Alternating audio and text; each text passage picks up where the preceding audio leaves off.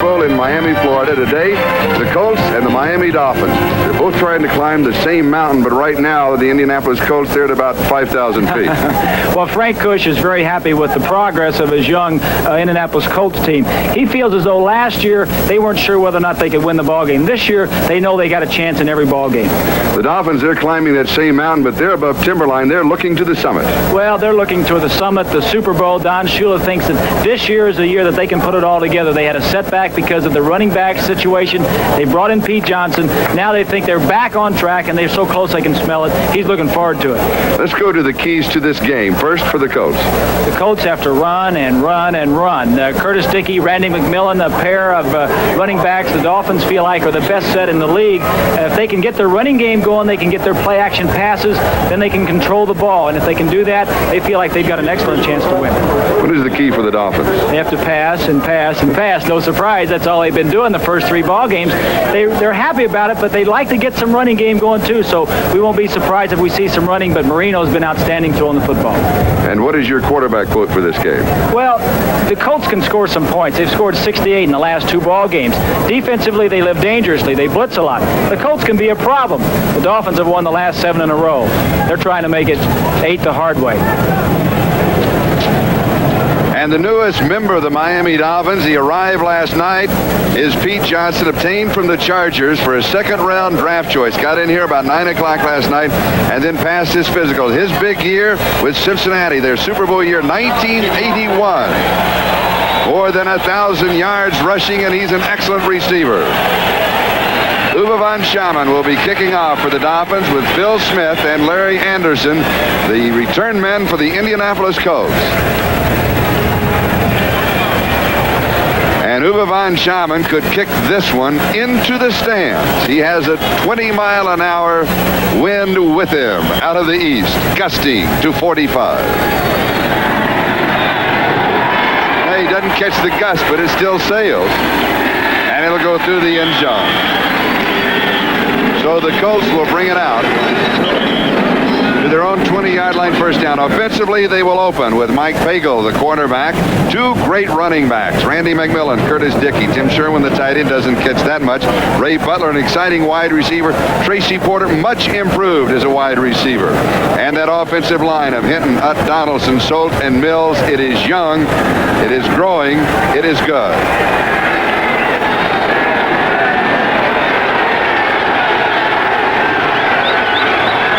Colts from their own 20-yard line. First back through is Randy McMillan. As expected, a gain of 4 to the 24. Doug Fetters makes the stop. It'll be 2nd and 6. Defensively, Fetters, Baumauer, Beaucamp. 2nd and 6. Brzezinski, Brophy starting in place of Roan, Brown, and Bowser. McNeil and Judson on the corners, and the Blackwood brothers at safety. 2nd down and 6. Ball game just underway. Colts going into the wind.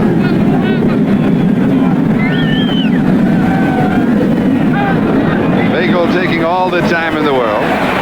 Gives inside to Curtis Dickey, and he moves to the 29-yard line. Gain of 5. It'll be 3rd down and 1. Jay Brophy, the rookie, makes the tackle. Charlie, a little scouting report on the Colts. What they like to do is get their running game going. They like to run this play. The fullback, McMillan, leading Curtis Dickey right up in here. They'll run that play a lot, but the play action off of it sends the tight end across the field, the split in deep, and this man coming in here. They like to throw it to the deep man first and the short man second. That'll be a play we'll be looking for sometime today. Play action, got to get the run going first. 3rd down and 1. Sherwin in motion, 1st down. Popping through is Randy McMillan. 37-yard line. Pickup of 8. 1st down. Lyle Blackwood makes the tackle. Short yardage, straight ahead running. 9 yards. Donaldson, the center, 53, is on top of Baumauer. Good hold, good blocking by 66 Solt, the number 1 draft choice on Brophy. The number 2 draft choice. Should be an interesting matchup. Those two rookies playing against each other. They spot it close to the 38-yard line. Colts in their own territory. 1st down, opening the way that we expected and the way that the Dolphins expected, and that is on the ground. Little play Butler, the wide receiver. He just leads across the 40. We'll mark it to 41. We'll give him 3. It'll be second down and 7. Don McNeil making the tackle. Brzezinski also there. Charlie, you mentioned that it is a very windy day. It's a great day to play football. A little bit humid down here, but the wind is going to be a factor. The Colts, you mentioned, like to establish their run, especially so on this series because it's the opening drive going into the wind. So it'll be tough to throw the football. The wind at 20 miles an hour into the faces of the Indianapolis Colts. Second down and 7. Curtis Dickey jumps to the outside and has the first down, 49-yard line. He picks up 8 yards on the play. Glenn Blackwood makes the stop. Curtis Dickey with that world-class speed in his 5th year. Number 1 draft choice back in 1980. Rushing yardage this year, 245 yards. That is 6 yards more than the entire Miami Dolphin team in rushing coming into the ballgame. Frank Kush is very happy with the progress of his running game. He says Mike Pagel is playing much better, but he only plays a lot better when he has that strong running game, something they're establishing here early. Dickey comes out, Middleton comes in, and Frank Middleton carries for 1 to the 50. It'll be second down and 9. Bob Baumauer with the tackle.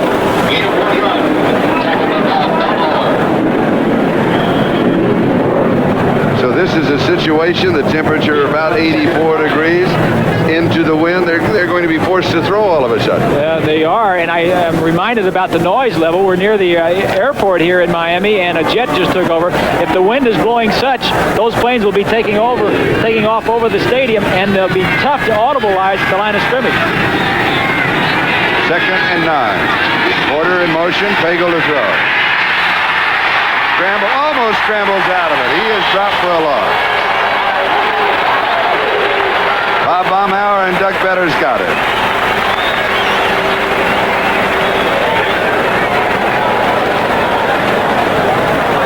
First attempted pass. Good protection on the play. It just that the coverage in the secondary was such that nobody was open. Donaldson picks up the linebacker blitzing. Pagel ducks inside and then takes the sack. Third down and 11. Now the Colts have been converting an outstanding 44% of their third downs this year. That is unbelievable. This is 3rd and 11. This will be a tough one. Pagel has pressure, and he is sacked again. This time, Doug Better's got it.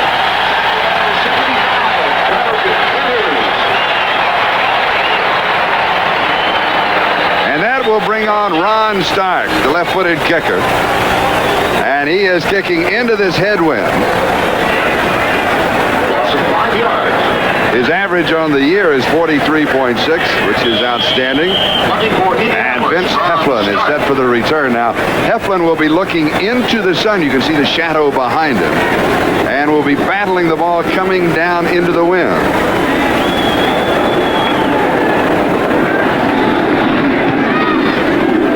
Good kick. Driving it through the wind. Taking it at the 13-yard line.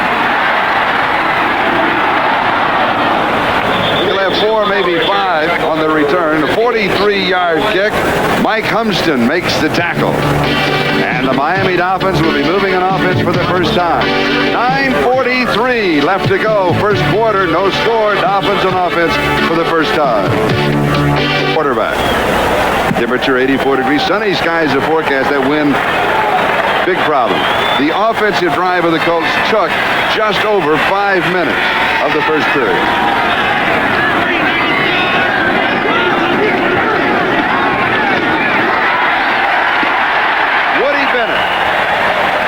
You may wonder about the running of Woody Bennett. Well, he obviously is responding to the acquisition of Pete Johnson. Let's look at that offense of the Dolphins. Tony Nathan and Woody Bennett, the running backs. Tight end is Dan Johnson, Mark Duper, and Mark Clayton as the wide receivers. So Clayton has an injury problem. He may not play the whole ball game. Geisler, Foster, Stevenson, Newman, and Laxo, that offensive line. Gain of 9 on the last play. Second down and 1. Joe Carter comes in now as the running back for the Dolphins. And Carter is spun right at the line of scrimmage, may pick up a yard. Barry Krause makes the tackle. Let's look at the defense for the Colts. Winter, Wisniewski, and Cooks. Braceland, Odom, Krause, and Maxwell. And in the secondary, Burroughs, Daniel, Kafinsis, and Glasgow. Tate Randall is in at right corner in place of Eugene Daniel. Charlie, I was talking with George Katavolis, the defensive secondary coach of the Colts. Before the ball game, he said Daniel had a little bit of a hamstring, so Tate Randall was going to play. Third down, about half a yard. Pete Johnson, his first appearance as a Dolphin, number 46. The crowd tells the story.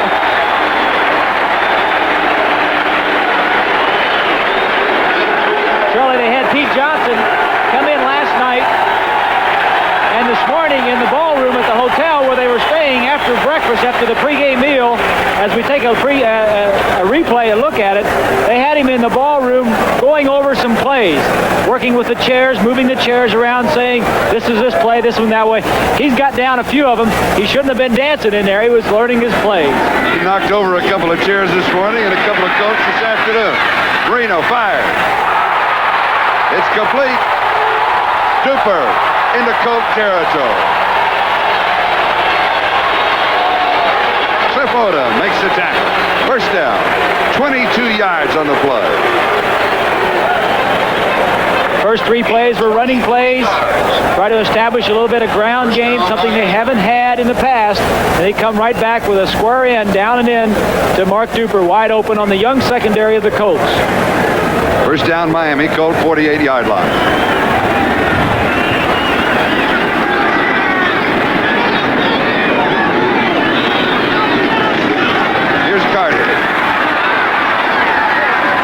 To the 45, gain of 3, second down, 7. Barry Krause with the tackle. Scouting report on the Dolphins, one of their favorite plays. They like to take the tight end, release him in the outside, and the fullback in the flat, and the halfback in the flat. Now that leaves these areas right here wide open for the wide receivers. Will run down. They try to get them the ball on a slant. Right in those areas, the quarterback takes a 3-step drop. It's a quick pass. The Dolphins like to use it out on the field and inside the 20-yard line. Second down. And the Colt defense is there. It is Cliff Odom with the tackle at the 45-yard line, bringing down Tony Nathan. It'll be third down, and still 7.5, almost 8 yards to go for the first down. Colts like to do a lot of blitzing.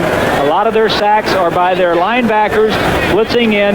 That occasion they were blitzing, and they fouled up the run blocking of the Miami Dolphins. Now they know Marino will be throwing here. Will they be blitzing here? Well, they have blitzed a lot in this situation. They said before the game they're not going to blitz as much because of Marino. He is so tough picking the blitzers. But here they come. Good protection. Time to go deep. Let me pass it report. Duper was just hooked at about the 17-yard line. Tate Randall reached down and pulled him down.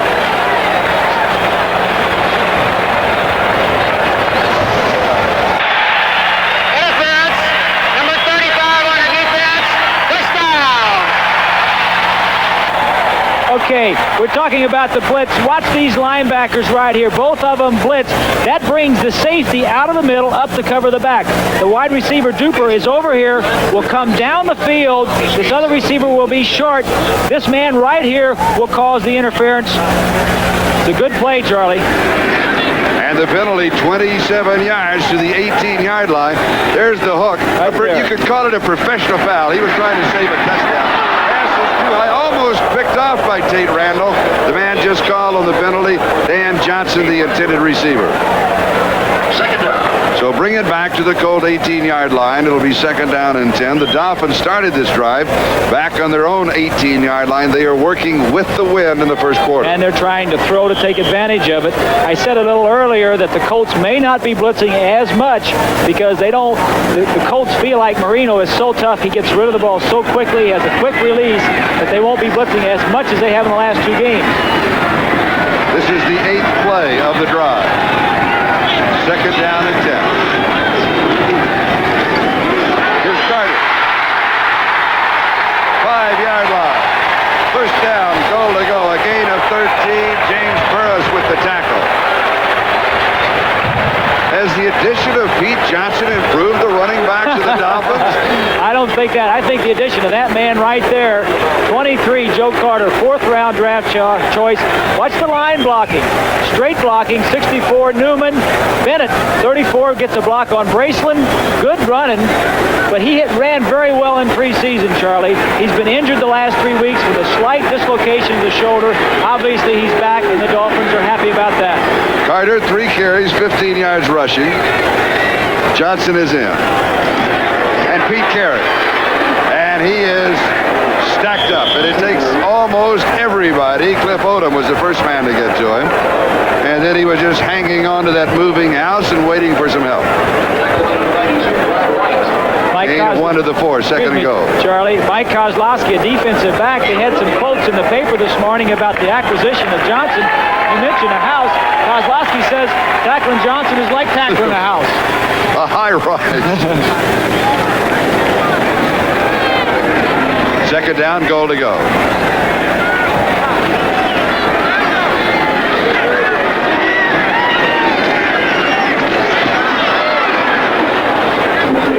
Tony Nathan, the first back through. The Dolphins have not scored a rushing touchdown this season. Don Shula, head coach of Miami. Don't think he doesn't know that, Charlie. He does not like the imbalance in his offense. He doesn't like to have all that passing and no running. He is bound and determined today to get it at least. He's not going to abandon the pass, but he wants to get it back to where it's a little bit closer. Third down, goal to go, 3-yard line. And the Colts will stop the clock. They want a timeout. 3 minutes and 53 seconds, the time remaining in a very fast-moving first quarter. We have no score as Marino comes to the sideline to talk with Don Shula. We'll take a timeout. Coach, Indianapolis Colts, the ball just outside the 3-yard line. Third down, goal to go. We look for Marino to throw here. Jimmy Cepolo has come in. Joe Rose has come in. From the shotgun.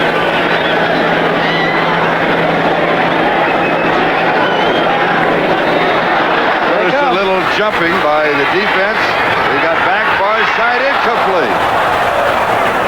Matt Moore, the intended receiver, flag was dropped at the back edge of the end zone. But you did see some jumping in that defensive line. Defensive holding. Automatic first down.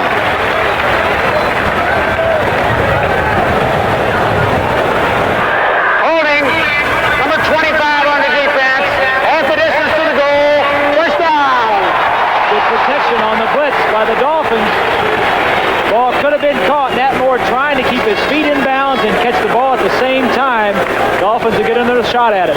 First and 10 on the 2-yard line. Just inside the 2. And Pete Johnson comes in. Pete has scored 67 career touchdowns with Cincinnati and with San Diego. Johnson wearing number 46, the number that he wore with the Cincinnati Bengals. There he is, and he is stopped. Tried to crawl around the side door, but he didn't make it. It'll be second down, goal to go 1-yard line. Take a look at the line surge from the Dolphins and the Colts. 56 is Maxwell. Does a pretty good job on Johnson. Good tough defense by the Colts. I think, Charlie, they may have a good idea who's going to be carrying that football. Number 46. Johnson has carried 3 times. He's picked up a total of 5 yards. 1 was for a first down. Tony Nathan is in the backfield with Johnson. Nathan is the slim one. The hands going up are by the Dolphins. The officials have not signaled for a score. A flag was dropped. Offsides against the Colts. They'll split the distance. May have been Vernon Maxwell, we're not sure.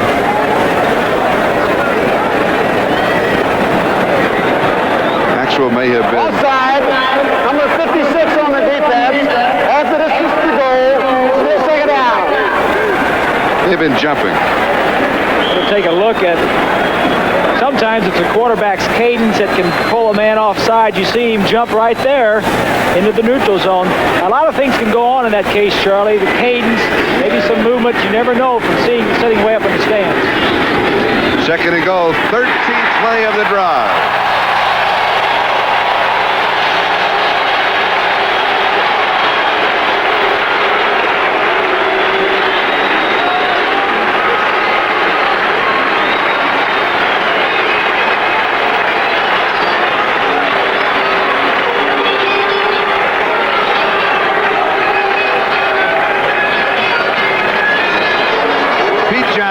Scoring from a yard out.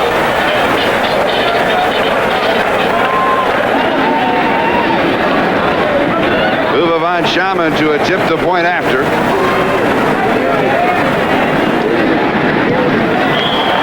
And it clears the screen. It is good. And Miami out in front of the Indianapolis Colts by a score of 7-0.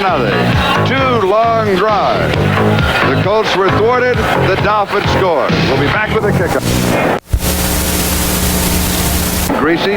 Dolphins out in front of the Colts 7-0. Uwe von Schamann will be kicking off to either Phil Smith or Larry Anderson. And again, he is kicking with that wind of at least 20 miles an hour.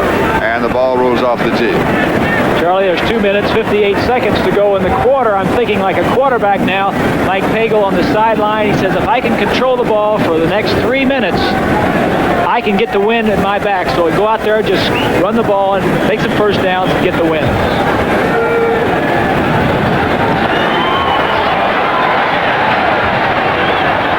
And again, the kickoff bouncing through the end zone. The Colts will have the ball at their own 20-yard line, first down.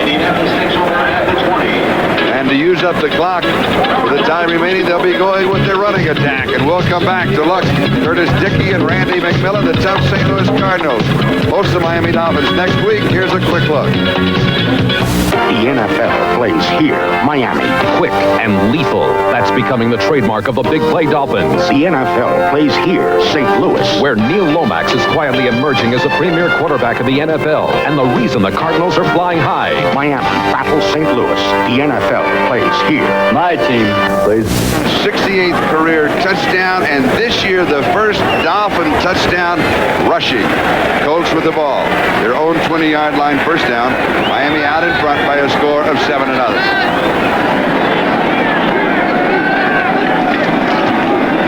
Play action fake to Curtis Dickey. The pass far side is complete to the 26-yard line.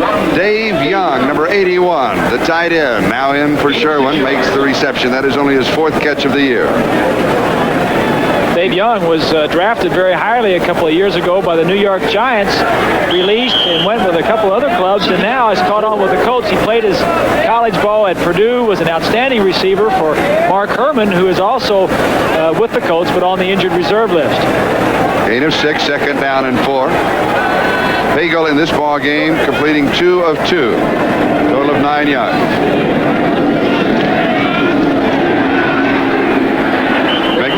Coming over the top, has a couple of yards on the play. Rutinski making the tackle. It'll be 3rd down, and still about 2 to go. Maybe a little less than 2. They'll mark it closer to the 29-yard line, so give him 3, and it'll be 3rd down and 1. You know, Charlie, in talking with some of the Dolphin players during the week, they were as impressed with Randy McMillan as they were Dickey. And Dickey, of course, has all the window dressing, has the world-class speed, but McMillan, as far as the power of running and blocking, they're more impressed with him, or certainly just as much so as Dickey. They come in with 2 tight ends on the set. Here's Curtis Dickey. And he has the hole, has the first down, 33-yard line. You mentioned the world-class speed of Curtis Dickey. That's easy to say, but he has been clocked officially in 100 meters in a 10.05. Now, if you follow track, you know what that means. If you don't follow track, here's what it means. These are the results for the gold medal in the 84 games in Los Angeles. If Dickey had a run in that race with his best time, it was good enough for a silver medal. It is that kind of a speed that Curtis Dickey has.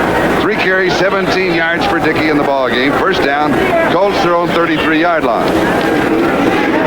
Bagel, good play action on the fake to Dickey.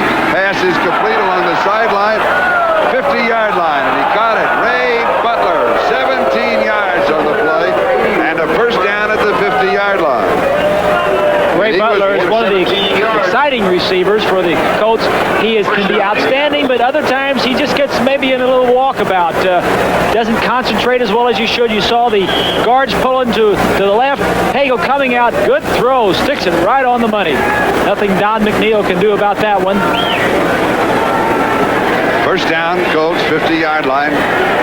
1:14 left to go before the Colts will have the win. At the end of the first quarter. Indianapolis behind 7-0. Here's Dickey. And Curtis is 6 feet even, 222 pounds. Picks up a couple of yards on the play to the Miami 48-yard line. Charles Bowser with the tackle. It'll be second down and 8. 2 yards. Dolphins are trying to move around their defensive line, their linebackers, do a little bit different to try and stop the running game of the Colts. They know that they're going to come out and run. They know, especially going into the wind, they're trying to slant their linemen and cover them up with their linebackers. Second down and 8.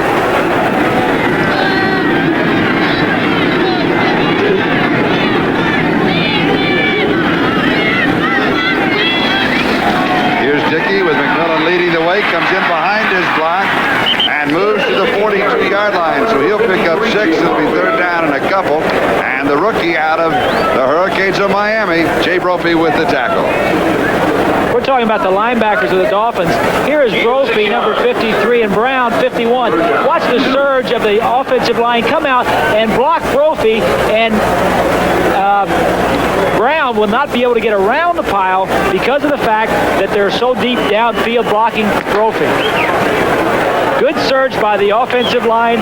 51, Brown can't get around and get over there to help out. Into the first quarter, now the Colts are going to get the win. So the first quarter is complete with the score, Miami 7 and Indianapolis nothing. We'll be back. The Colts will have the win.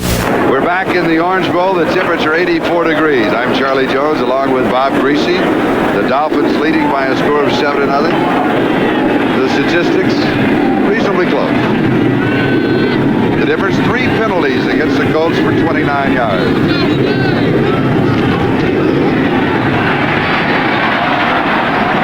McMillan around the corner, out of bounds at the 36-yard line, so he'll pick up 6, and he picks up the first down. Number 75 for the Colts is Chris Hinton, 6'4", 283 pounds, played his collegiate ball in the Big Ten, but not for a big team. Northwestern, they do not have that winning edge, you might say. And in college, a linebacker, a tight end, and an offensive tackle. Last year was a guard, and this year's been moved out to tackle. Frank Kush says he can be one of the best offensive linemen in the NFL. That says it. Bagel to throw. Pass is complete to Ray Butler. And Butler is down at the 21-yard line. A gain of 15 on the play. And a first down for the Colts as Lyle Blackwood makes the tackle. Bagel at his best when he can either have play action or sprint out a little bit, get outside the pocket where his vision is a little bit better and he has a little bit more time. Looks to his right, then comes back to the backside away from the way he rolled. A good throw and a good catch. Here's McMillan. Randy McMillan to the 11-yard line. This will be close to a first down. William Judson with the tackle. So the Colts all of a sudden with the win take a deep breath, and here they come. This is what the Colts wanted to do. They do not want to get in second and long and third and long situations where the Dolphins can bring their nickel in. McMillan, good blocking, takes it inside, then dips to the outside, gets around Bowser, 56, and now he's hard to bring down. When he gets his shoulders upfield, he goes for the first down, but the Colts want to stay out of the nickel situations where the Dolphins can be very difficult. Be second down and just a few inches for the first down. Now, one thing you'll notice about the Colts, different from almost every team in the National Football League, offensively, they do not use situation substitution. They will change with a wide receiver, and that's just about it. Or they'll change a tight end, or they'll go to 2 tight ends on a short yardage. But basically, they stay. It's plain vanilla. That man right there, he says, I want discipline, I want fundamentals, I want conditioning, and I want mental toughness. And that's his gospel, and that's where he's bringing this ball club from. Randy McMillan, 5 carries, 31 yards, second down and inches. 11-yard line of Miami. Here's Dickey. Has the first down, 5-yard line. You pick up 6 yards on the play. It'll be first down and goal to go. Bowser with the tackle.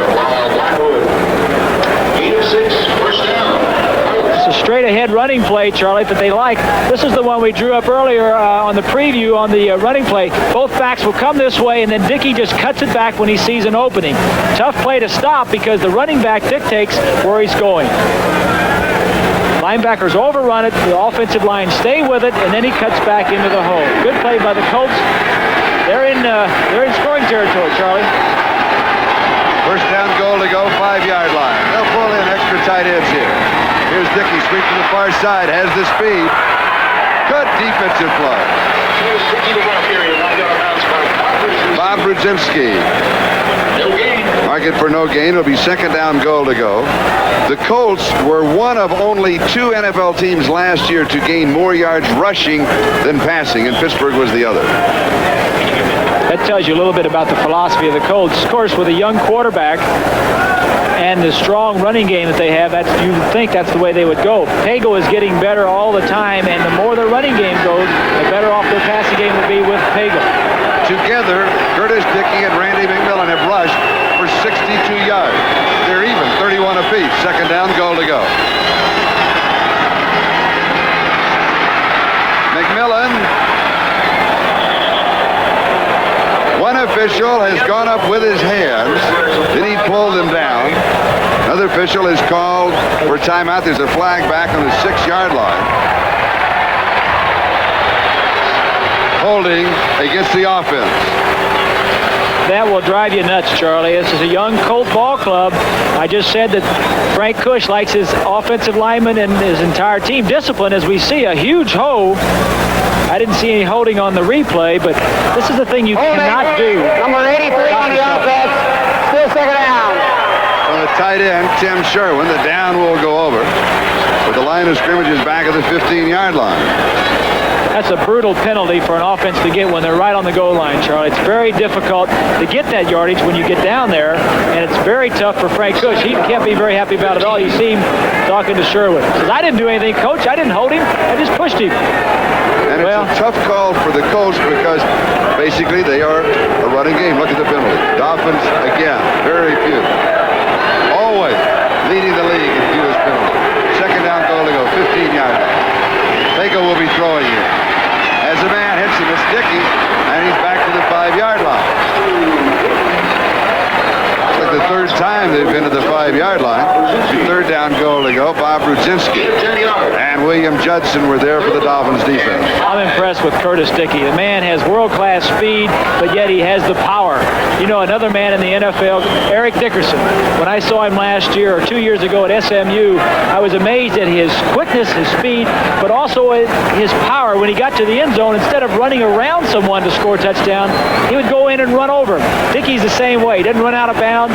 He sees those defensive backs. He says, I'm going to punish him. Now, Dickey has come out for a breather. Middleton is replacing. Third down, goal to go. Pagel, 5 of 5, 52 yards. You look for the throw here. Sprints out. Cox looks back over the middle. It's pulled down by Dave Young in the end zone. Dave Young. Touchdown, Indianapolis.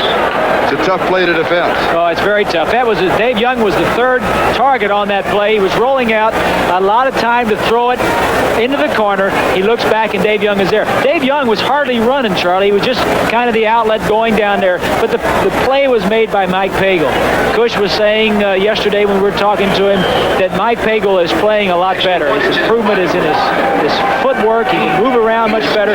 But also he understands the offense much better. Mike Pagel is going to be a good quarterback. Pagel completing 6 of 6, 57 yards, and the touchdown. Lead Biasucci to attempt the extra point for the tie.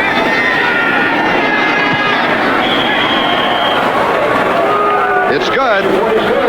So with 12 minutes and 43 seconds left to go in the first half, we are tied at 7-7. The running of the Colts, the passing of the Dolphins. We'll be back in a moment. It's Glenn Blackwood on the sideline. Appears he has some kind of a shoulder injury. We'll try and get a report for you and get back.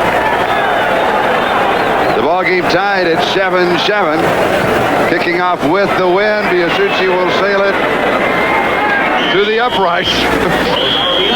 Don't worry, he doesn't count for 3. Joe Carter was the deep back watching the ball sail across the crossbar. Miami will have the ball at their own 20-yard line, first down. And we'll be back in just a moment in this tie ball game. The score, the Colts 7 and the Miami Dolphins 7. We're in the Orange Bowl. Today's game is brought to you by Jeep Corporation. There's a feeling you can get only in a Jeep. By IBM and PC Junior. There's a lot that's new about PC Junior, and it's all good news for you. And by International Harvester, a leading producer of trucks and agricultural equipment.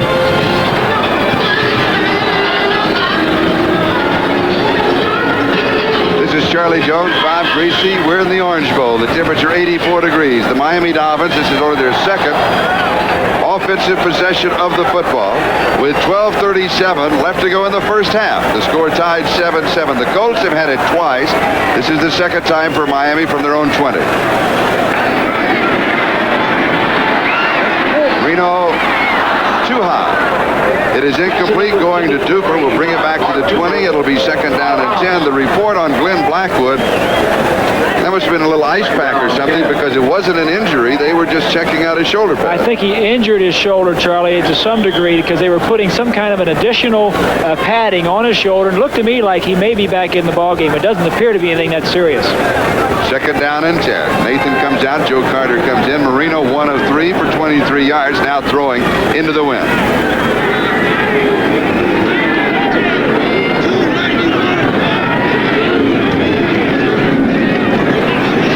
Marino has time. He goes deep. Has Duper. Duper has it. 80 yards into the wind.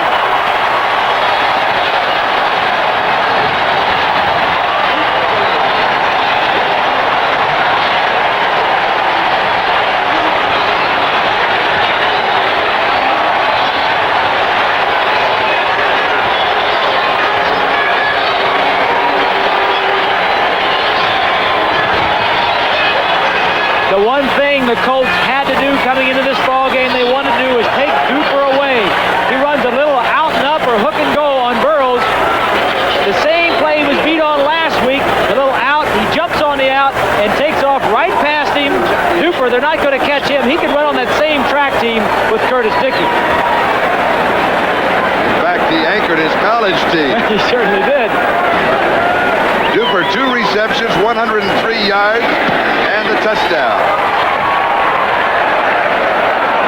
The extra point is no good. Uwe von Schaman missing the extra point. He is not off to a good start. He is 0 for 3 on the season in field goal. Now misses the extra point. Here comes Duper. Here comes the commercial. It's a 13-7 ball game. Earlier on the Miami drive, we saw some of the Colts jumping off sides. They were caught. What happened? Usually it's the quarterback's cadence, and I used to do that. I used to go on 1 the whole ball game, and when I needed somebody to jump off sides, I'd put it on 2 and say, set 390, 390, hut. And when it was on 2, they'd jump on 1. What I didn't know, Bob Kuchenberg was in the line, and occasionally when I'd say, hut, he'd open and close that hand. Now, the umpire was right there. He couldn't see it because he was blocked by the defensive man, but I thought I was doing it all myself, but I was getting a little help from Kuchenberg, the All-Pro. So a lot of things go on that you can't necessarily see from the stand that you don't or on see. television. That's right. And Kuchenberg is so sharp, of course, that he made sure that the defensive man was between himself and the line of sight. The only time he ever do it. Von Schaman kicking off, taken at the 14-yard line by Larry Anderson, and he is breathing.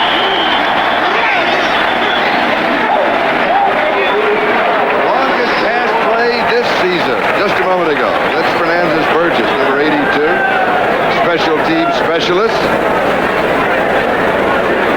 We've got a timeout. The score, Miami 13, Indianapolis 7. We'll be right back. We're back at the Orange Bowl, where Miami is out in front of Indianapolis by a score of 13-7. And here is cornerback Don McNeil, missing last year with a ruptured Achilles, hit so hard that he hurts himself. He and Dwight Stevenson awarded the Silver Medal of Valor before the game. We'll tell you about that in a moment. Play action by Fago, looks left, comes back right, has his man. Good pass to the improved Tracy Porter. First down, gain of 18. Number 87, Tracy Porter, tackled by number 28, Don McNeil. If you were with us at the beginning of the game, you will have seen this play action, the scouting report by the Colts. Play action into the line of scrimmage. The flanker, 87, Tracy Porter, coming inside. McNeil right there, doesn't get much help from the linebackers on the zone. Comes in and makes a tackle. Don and Dwight Stevenson awarded the Silver Medal of Valor before the game by the Miami Metro-Dade Police Department, the highest civilian honor bestowed by the department. There's still more. First down. Fago has pressure. Intercepted at the 49-yard line. Glenn Blackwood to the 10, the 5, dives to the 1-yard line. 50 yards on the return.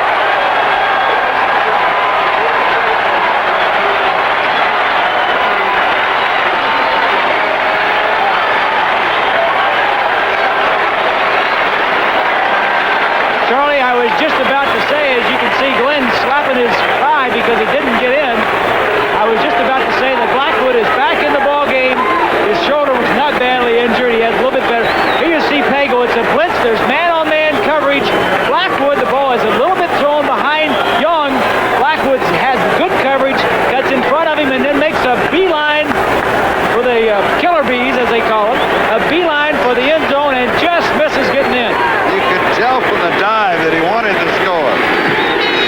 First down, goal to go. Pete Johnson is in. And here he is over the right side, but he's turned away by the coach.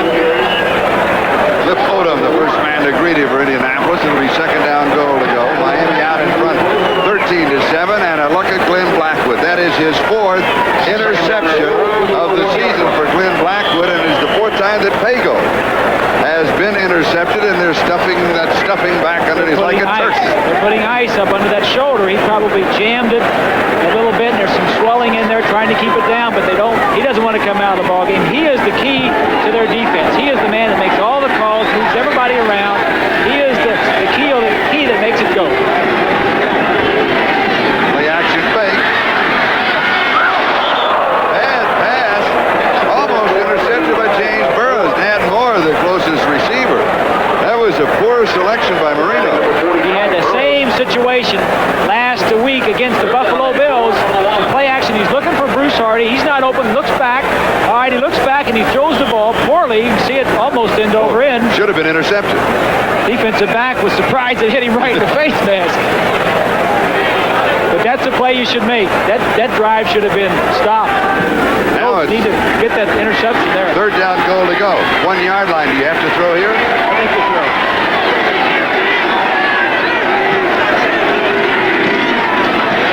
Here's Pete Johnson, and he does not go in. Pete Johnson's walking. It'll be 4th down and goal to go. Before Pete Johnson, they would have thrown. Yeah. Uwe von Schamann has missed an extra point. He is 0 for 3 on the year in field goal. Now this decision to go for the touchdown, Charlie, has no basis on what von Schamann has done either today or in the last 3 ball games. He is 0 for 3 this year in field goals. He missed an extra point, but Don Shula has confidence in him that he would make this field goal. He just wants to stick it in and go ahead 20-7 ahead of the Colts. Woody Bennett is in along with Pete Johnson. Johnson. There is no signal. The Colts have held. Indianapolis takes over on down.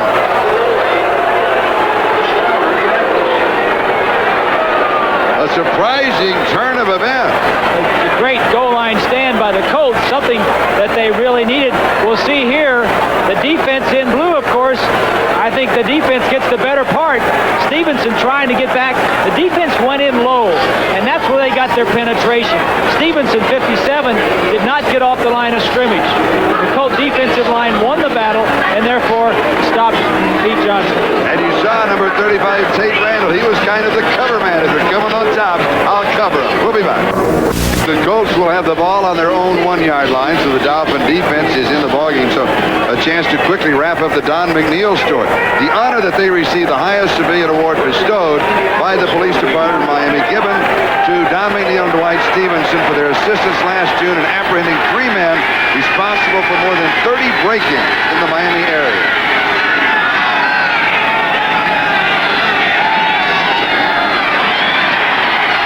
McMillan to the 5, the 10, and then out of bounds at the 15-yard line. A gain of 14 on the play. First down, Lyle Blackwood with the tackle. Let's check the scoreboard. A final, Pittsburgh coming from behind over Cleveland, 20-10. That's a pretty close ball game until the last quarter. 0-4. 28-6. Jets by 2. 26-10. Washington winning that one. Rams out in front, winning by 10. San Francisco, they're 4-0. New Orleans over St. Louis. That's a bit of an upset. Atlanta defeating Houston. Big score there. Here are the scores. Miami 13, Indianapolis 7. Colts with the ball at their own 15-yard line. 9:56 left to go in the first half. McMillan just fighting back to the line of scrimmage. It'll be second down and 10. There's still one score remaining. Let's check that. There it is. Ooh, just by 1. Minnesota 29, Detroit 28. And here is our score, Miami 13 and Indianapolis 7. That goal line stand, Charlie, was a big play for the Colts. After the big bomb from Marino to Duper got him out in front, the Dolphins, and then the interception by Blackwood, the throw into the end zone by Marino should have been picked off, and it wasn't. But then the goal line stand, now they got a little bit momentum coming back.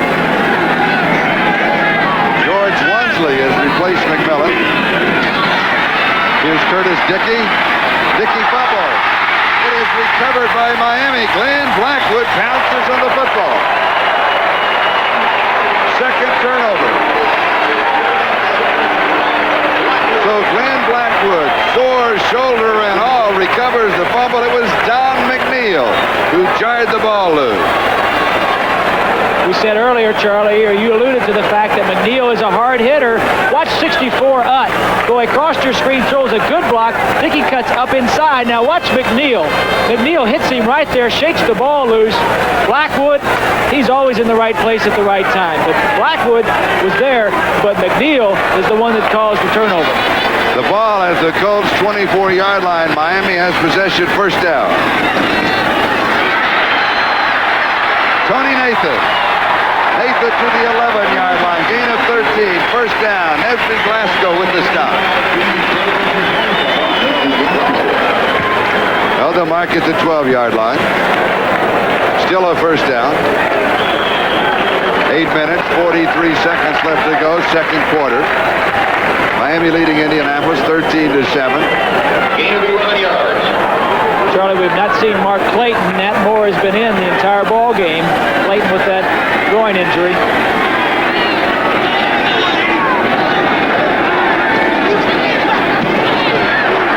Joe Carter. Carter a couple of yards to the 10. It will be second down and 8. Raceland was there, along with Kapansis for the Colts. We have a score correction for you, and we want to update that. Cleveland. They were leading, yes, Cleveland. That is the first victory for the Browns. Very important. We take him from 0-4 to 1-3 in about a minute and a half time. Fast turnaround. So congratulations to Rutigliano. Sam needed that one, their first win. Nice man. Pittsburgh struggling just a bit. But right now, Pittsburgh, I still think, is the class of the Central Division. This is a good shot right here. You get to see what Marino is looking at. Back to the sideline view. Second and 8. Throws. It is incomplete. Going to Dan Johnson, the tight end. Cliff Odom had the coverage. It'll be third down and 8 at the 10-yard line. the offense of the Dolphins sputtering a bit inside of the Colts' 20-yard line. Exactly. You picked up on that. And it's a different ball game inside the 15-yard line, inside the 20-yard line. You obviously don't have as much area, but also the defense has changed. Your offense needs to change a little bit too. They're down and 8. 5 in the secondary for the Colts. Radachowski obtained from the Rams out of Boston College is in the secondary. Here they come. The blitz is on. And overthrown. Joe Rose, the intended receiver, so it'll be 4th down and 8 at the 10-yard line. And now we will see Uwe von Schamann. Go ahead, Bob. But Charlie, they were blitzing, and we'll take a look at it. These linebackers right here will be coming in. This one will be coming in.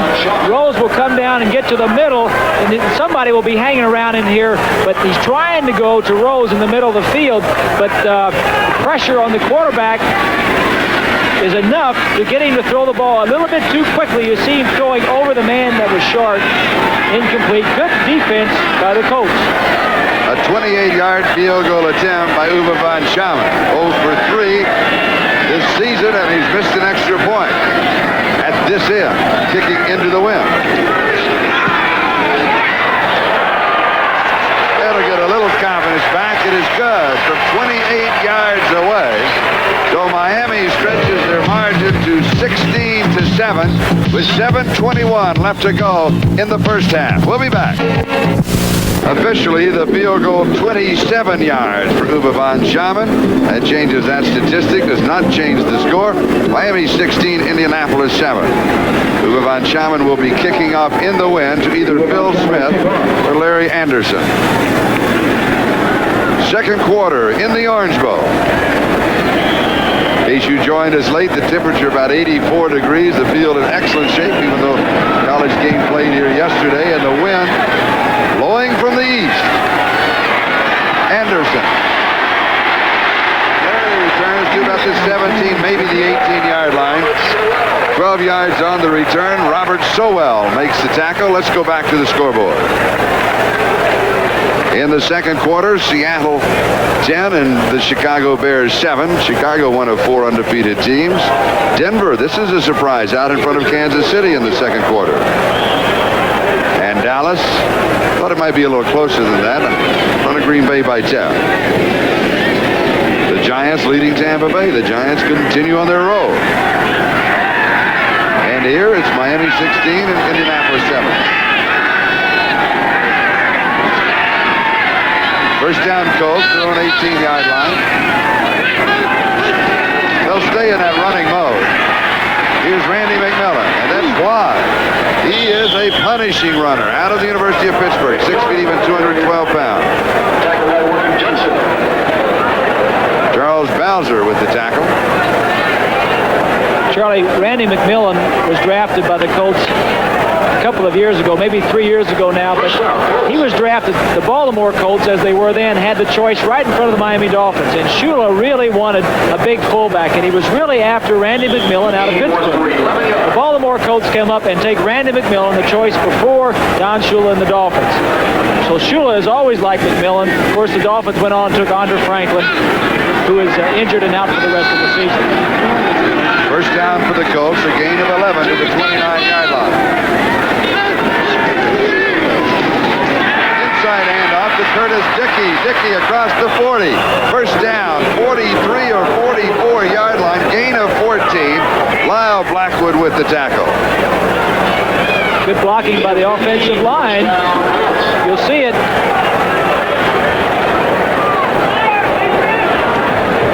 The left guard is going to pull right here and come around. Watch it as we take a look at it. The guard is going to be Ben Utt. Will pull and come around. Good play by the offense of the Colts. Fago's pass is caught by Dave Young as we come back to live action. 28 yards to the 28-yard line.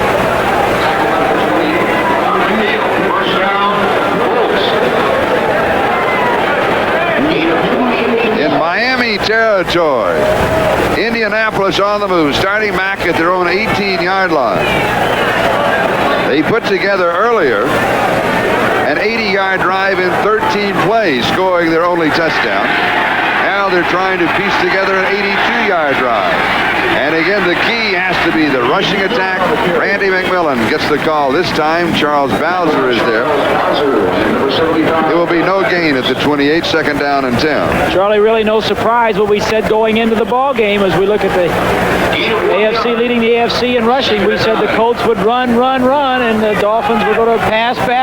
And it really has been the case this afternoon so far. Indianapolis with 111 yards rushing. Now it's George Wansley and Frank Middleton as the two running backs. Second down and 10. So we expect Pagel to throw with these two men in the backfield. Little play action fake to hold the linebackers. On target at the 11-yard line. It is incomplete. Tracy Porter, the intended receiver, and Don McNeil hit him just as the ball got there. So it'll be third down and 10. Remember about 6 or 7, 8, 10 plays back, maybe the same play where Tracy Porter came down the field off a play action by Pagel and ran to the inside, and he caught the ball on McNeil. This time, the same play, McNeil didn't have as much field to cover because they're on the 27-yard line. Made a tougher play and made a good play. Don McNeil, tighter coverage, broke up the play to McNeil, but to Tracy Porter. Three wide receivers now in the ballgame for the Colts as Matt Boozer joins Tracy Porter and Ray Butler. Pagel rolling out right, has pressure, and he is sacked. Doug Betters has his second sack of the game, and that is the third for the Dolphins. Betters has two, Baumhauer has one. That was kind of a casual sack. He just cuffed him down. Any way you can get him, Doug Betters will take it. A little sprint out to give him more time. Betters 75, fighting to the inside. Betters, the NFL Defensive Player of the Year in the league last year, just throws him down and says, I got you. Betters is an interesting player. He didn't always walk or ride where he goes. He flies his own airplanes, and now he says he wants to get into helicopters. He invited me to go up sometime. What did you say? I said, maybe in a couple of years. Here's a field goal attempt of 55 yards with the wheel. All he has to do is be on target and get in his flow. May have been tipped. Let's see what happened, because in warm-ups he was doing this all the time. See if he makes good contact with it. I think he just kicked it a little bit low, Charlie. Usually on a longer field goal, they'll kick it a little lower, try to get it over the line of scrimmage. Biasucci is kicking because Raul Alegre, who was the top kicker in the league last year, really, has a pulled hamstring and is not playing. He's here today, but Biasucci misses the field goal. We'll be right back. 4 minutes, 28 seconds left to go second quarter. It's Miami 16, Indianapolis 7. Dan Marino has completed only 2 of 7 passes, but they have been for 103 yards, an 80-yard touchdown pass, both completions to Mark Duper. Miami from their own 38-yard line, first down. Woody Bennett is the remaining back. Jensen is in, and Crash goes in motion. And it pulls around, and I believe Marino is simply throwing the ball away. It'll be second down and 10 at the 38-yard line. Let's go to New York City. All right, Charlie, here are the Denver Broncos on the move at home in the second quarter against the Chiefs. John Elway looking for a receiver. The secondary target is the veteran tight end John Sawyer. He battles down to the Chiefs 15. Moments later, Sammy Winder scored from the 6. 7-0 Broncos. Here is Miami 16, Indianapolis 7. Eric Laxo is the injured player for the Dolphins, being assisted right now. The clock is stopped with 4:22. It is the time remaining in the second quarter. First quarter just went breezing by, and the second quarter is slowing down as we've seen more passes, more incompletions, and of course that stops the clock.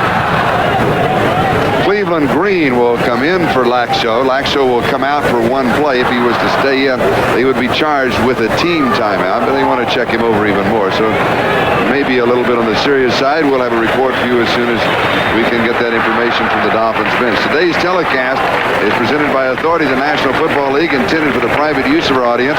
Any rebroadcast or other use of this telecast without the express written consent of the Miami Dolphins and the National Football League is prohibited. Second down and 10. This may be, we'll have to get a report on Laxo because he is obviously in great pain as he comes to the sideline. Laxo has been a very good offensive tackle for the Dolphins over the years, Charlie. He doesn't get much attention until they play the Jets, and he has to block Mark Gastineau. Then everybody wants to interview him all week. Second and 10.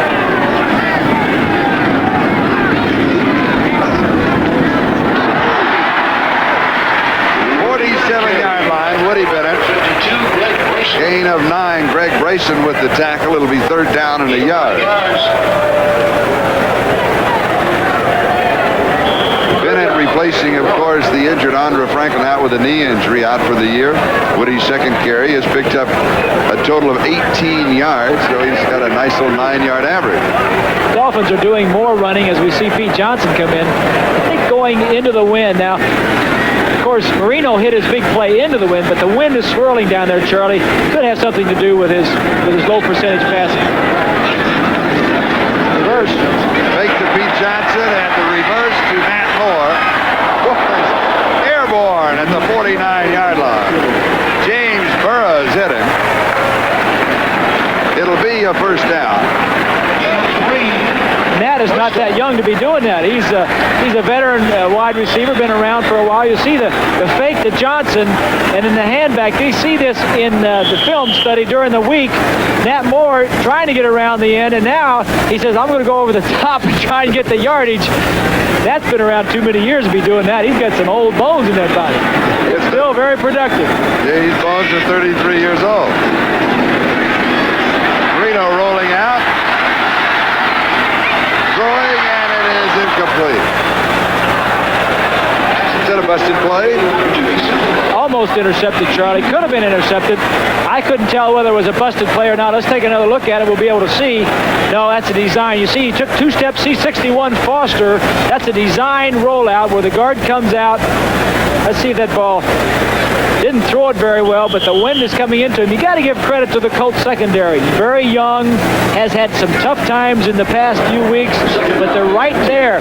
Nobody is wide open. Good coverage, and with the wind, making it tough for the Dolphins and Marino. Take a look at Eric Laxo icing down his thigh or his knee. He's going to go in and have that right knee x-ray. Joe Carter. Carter will pick up a couple of yards on the play. And so it will be third down and 8. Barry Krause, the leading tackler for the Colts, along with Greg Brayson, stopping. 2 yards. We've talked about how pass-oriented the Dolphins are. They have yet to rush for 100 yards as a team in any of their 3 previous games this season. But as a team, they rushed for 58 yards today with 2:56 to go in the first half. So they're a little over halfway there.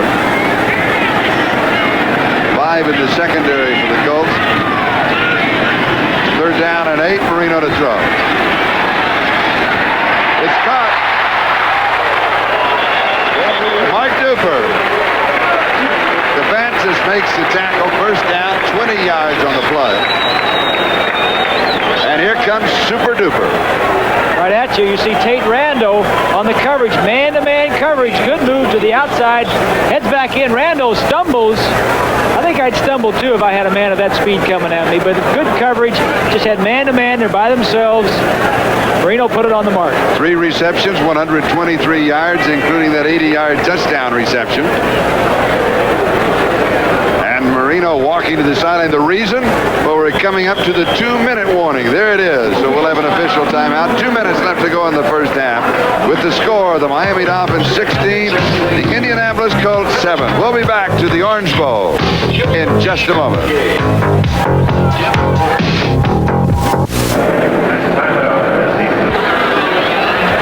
Here's a quarterback comparison. Dan Marino has completed 3 of 10, 123 yards and a touchdown.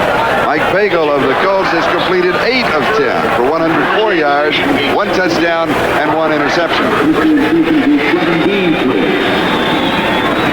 Miami leading 16-7. First down at the Colts 28-yard line. 2 minutes to go in the first half.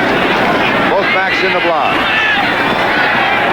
Cephalo has it out of bounds. Jimmy to the 12-yard line.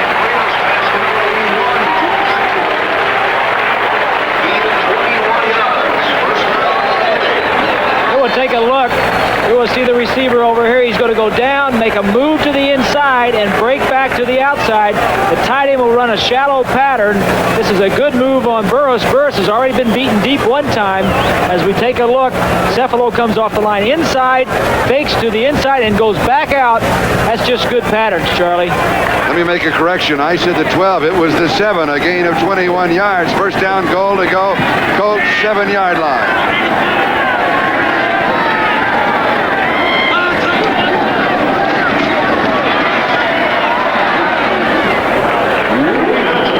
Bennett to the 5. He has a couple of the second down goal to go. Blaze Winter with the tackle, the number 2 draft choice out of Syracuse. Let's check the baseball scoreboard. All right, Cubbies 8-1. First game of a doubleheader, rained out yesterday, as you know.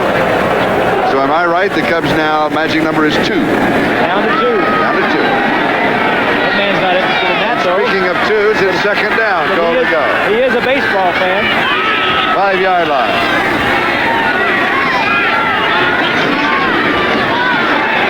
Timing pattern, and they both turned away. Duper turned back. Tate Randall turned with it. The ball just fell all alone on the green grass in the far corner. Well, obviously miscommunication. Sometimes, Charlie, the quarterback will give the wide receiver an option. As we look at the replay, the option to run one pattern to the other. Obviously, Marino thinks he's going to be looking to the outside. Now, see, 85 is Duper. He expected Duper to go straight down. Usually on a bump and run, they'll release right up the sideline and throw that ball over the defensive back's head. Duper thought he wasn't in bump and run. I'm going to run the little quick out. A little miscommunication. It happens. Third down goal to go. 10th play of the drive, 5-yard line. Cephalo in motion. This one is drilled. Touchdown. Duper is second of the ball game. He beat Eugene Daniel, the rookie from LSU.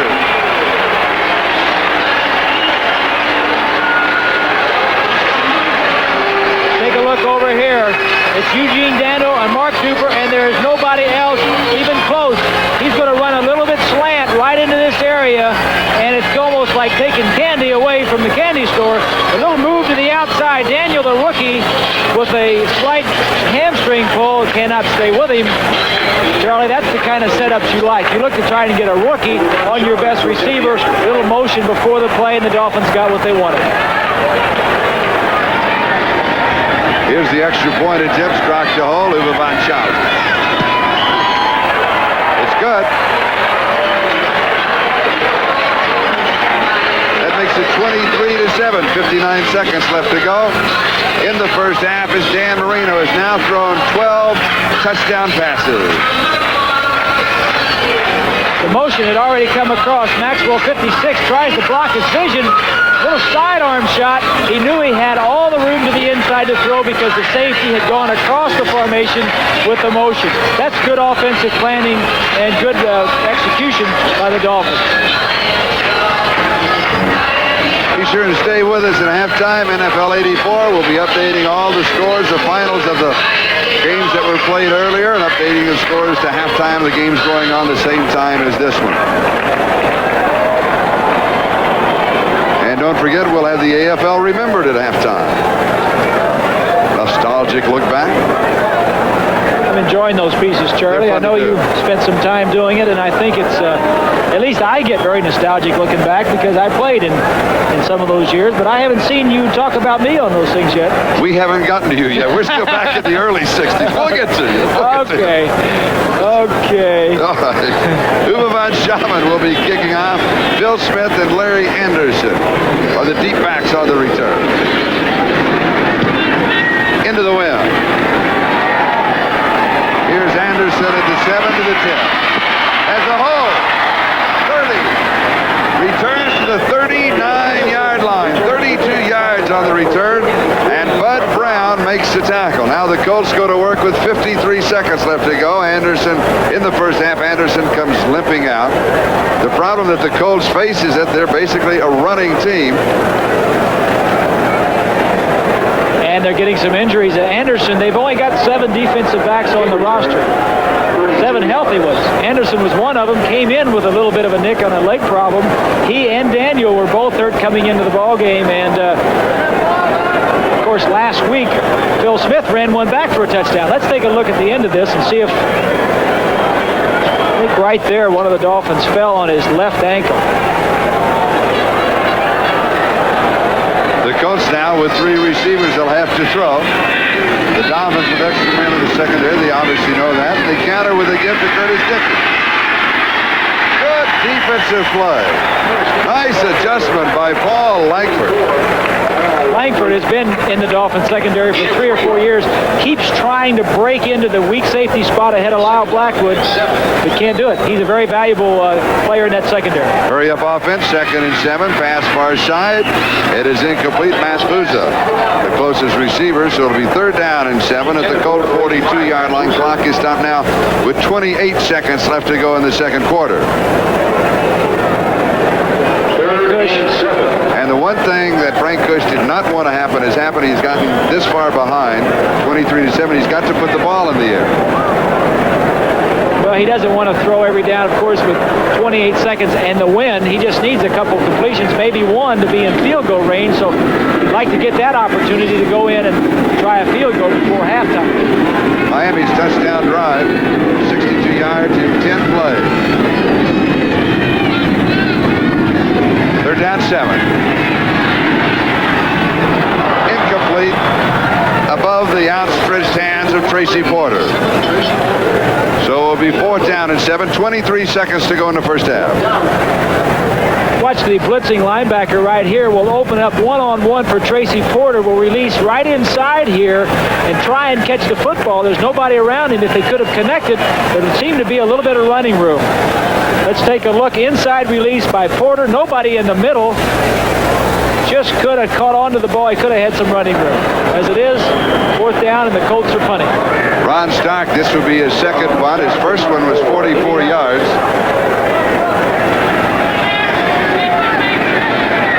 This one, he has the win. Vince Heflin gives him a lot of room. Look at this. Woo! Takes it at the goal line. Back to the 10, the 15. And then it's bumped out of bounds at the 19-yard line. A 58-yard kick. Radachowski knocking him out at the 19-yard line, maybe the 20. 10 seconds now left in the half.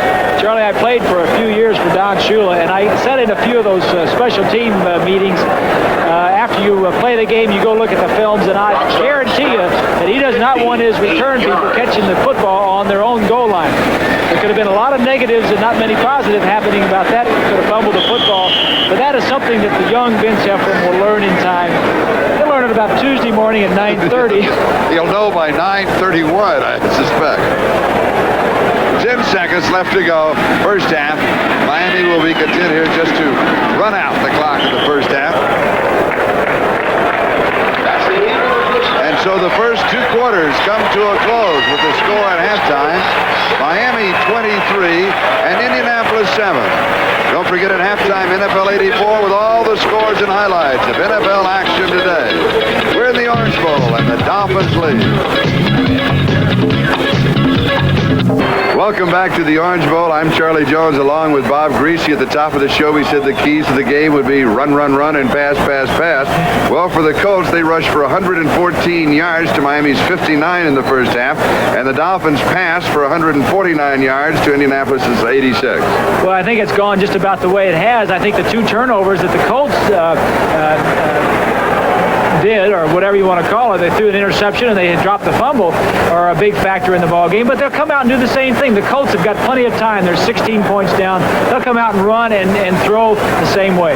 Do you think they'll change that offense at all? Will they throw a little bit more? Well, I don't think so. I think they still have plenty of time. 2 quarters to come out and win the football game. The wind is still blowing very hard, so, Pagel works best when he runs and then throws. What about Miami? Well, Miami, of course, still trying to get their running game going, obviously. They'd like to run some. They're also going to throw. Marino has done pretty well today. His percentage isn't as high, but the results are still the same. And we'll be back after these messages and a word from your local station. Set to start the second half, Dean Biasucci kicking off with the wind, but into the sun. And Joe Carter is the deep back, and the wind blows the ball off the tee. Temperature at game time at 4 o'clock in Miami was 84 degrees. It'll drop a little as we get towards the evening. The wind is staying about the same, about 20 miles an hour. So the Colts will have the wind in the third quarter. They're down 23-7.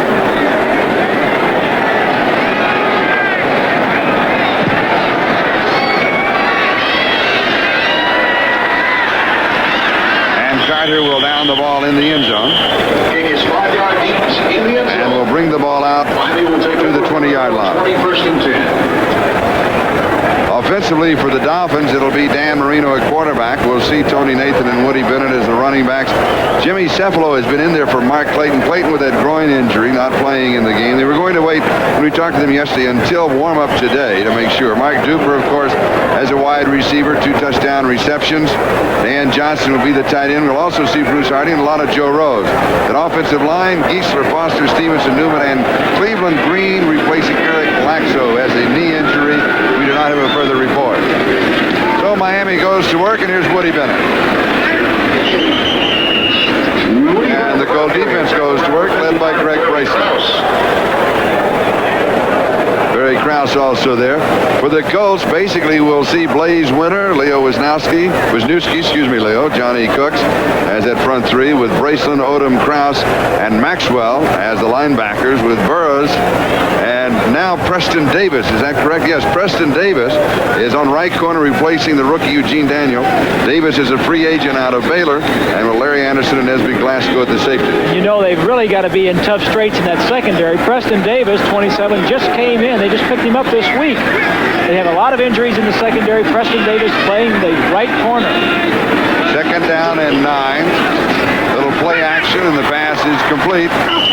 Coming to Duper in the right flat. Greg Braceland makes the tackle. Charlie Preston Davis, 27, is the third man to wear 27 for the Colts this year. The other 2 were waived. One of them was waived twice. So, could you refuse the number? Do you have a choice? Give me another number. Do you have a number that's a bit more permanent? But it really tells you as we look at Mark Duper with 5 catches and 2 touchdowns, 133 yards, that the secondary of the Colts is really crippled at this point in time in the ball game. Third down and 4. Miami at their own 26. They have Larry Anderson for Cavences, who started, and they have Preston Davis for Eugene Daniel, who started. Glasgow and Burroughs are still in as starters, and the pass is dropped at the 41-yard line. And that's not the strongest secondary. That is an area the Colts need to be working on. So it'll be 4th down and 4, and that means that Reggie Roby will be kicking for the first time in the ball game. Look at the pass protection. Cleveland Green, 74. Newman, 64, has his man down. Little bit low. I tell you, Charlie, when you're throwing the football into the wind or with the wind, or the wind it takes the ball a little bit. Even when you're throwing into it, it knocks the ball down, and when you're throwing with it, it'll sail a little bit. So it's tough throwing. Pagel seems to be doing it much better than Marino today. Much better percentage, although Marino's had some bombs. Reggie Roby kicking into the wind. Larry Anderson set for the return, so the Colts get a very good field position on their first offensive possession in the third quarter. Fair catch is taken at the 31-yard line. 44 yards on the kick into the wind. And so now the Indianapolis Colts will go to work. For the Colts, Mike Pagel will be the quarterback, and most of the time we'll see Curtis Dickey and Randy McMillan as the 2 running backs.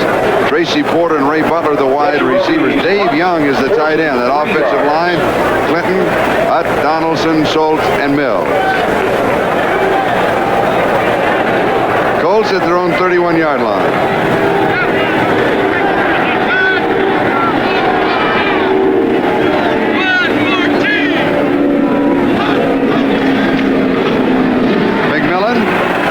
Into traffic. He may get a yard on the play, but that will be stretching it a bit.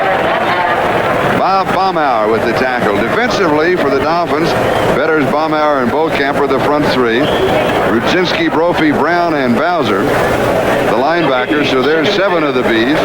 Blackwood brothers are at safety, so 9 of the Killer Bees are there. So that leaves Don McNeil and William Judson, who are petitioning, I think, to change their last name. They mark it for no gain. 2nd down and 10.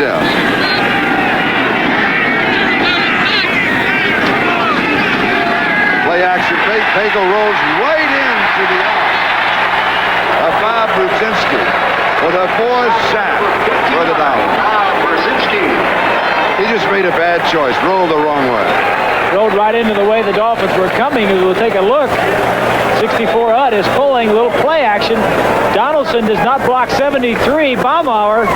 And because Baumauer is in the backfield, he had to keep rolling. He should have pulled up. He wanted to pull up, but because Baumauer was in the backfield, he had to keep going. Brzezinski was there to make the sack. 4 sacks, a loss of 30 yards. The last one a loss of 12. 3rd down, 22. Matt Booza comes in. 3 wide receivers now for the Colts. The Dolphins are so tough. Nickel, pass rush. A miscue on the handoff to McMillan, but he still struggles out to the 26-yard line, picks up 7. It'll be 4th down and 15, and that means that Ron Stark will be kicking with the win. Now, Stark is a left-footed kicker. We mentioned this. You know, we have a lot of left-handed passers, and it's not that hard for the receivers because they catch the passer, you know, throughout the week. But you don't return left-footed punts that often, so that spin could give a little added bit of thrill to the return. Well, the reason being, Charlie, the ball is spinning, and it curves when it comes down, and it comes down opposite, of course, from a right-handed punter, right-legged punter. There aren't many left-legged punters around, so the receiving men don't get an opportunity to catch that many. Vince Heflin is the deep back, and he takes it on the hop of the 21-yard line. Not that good a kick with the win, but the ball will be at the 26-yard line.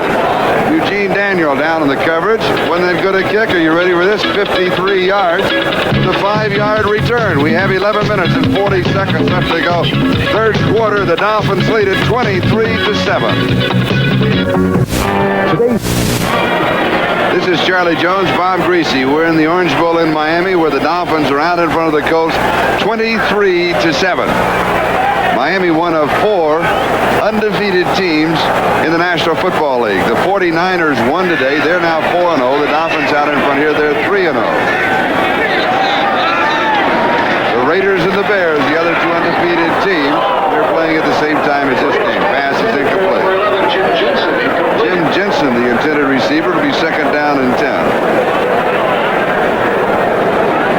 Take a look at the pass blocking. 57 Stevenson on Wisniewski, 69. That's the problem with the nose tackle. He always has a guard to the right or to the left of the center that he has to battle. And if he beats the center, he's got a guy like Ed Newman or an offensive tackle, a guard like Foster, he has to beat. It's a tough position to play, especially against an all-pro like Stevenson. 2nd down and 10.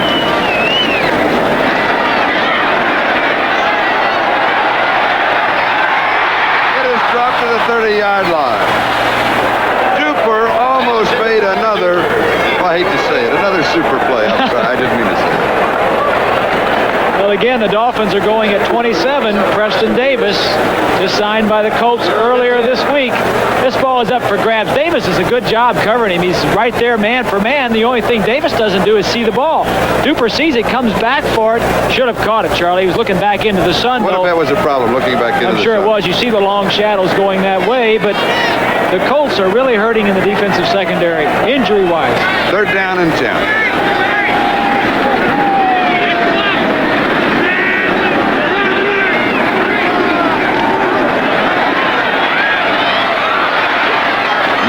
Scrambling, then just kind of a shovel pass to Tony Nathan. 3 yards to the 29. It'll be 4th down and 7. Cliff Odom was there for the Colts. And so Reggie Roby will be kicking for the 2nd time in the ballgame. And Larry Anderson is set for the return. Don Shula, the head coach. There's been some talk about Shula mellowing over the years. He was shouting at me yesterday at practice, so I know that he hasn't mellowed. Well, he just did that just to show you who was boss. Oh, I knew who was boss. There was a question in my mind. Here's his kick. This is a good one. Into the wind. It will be down at the 4-yard line. Listen to the ovation.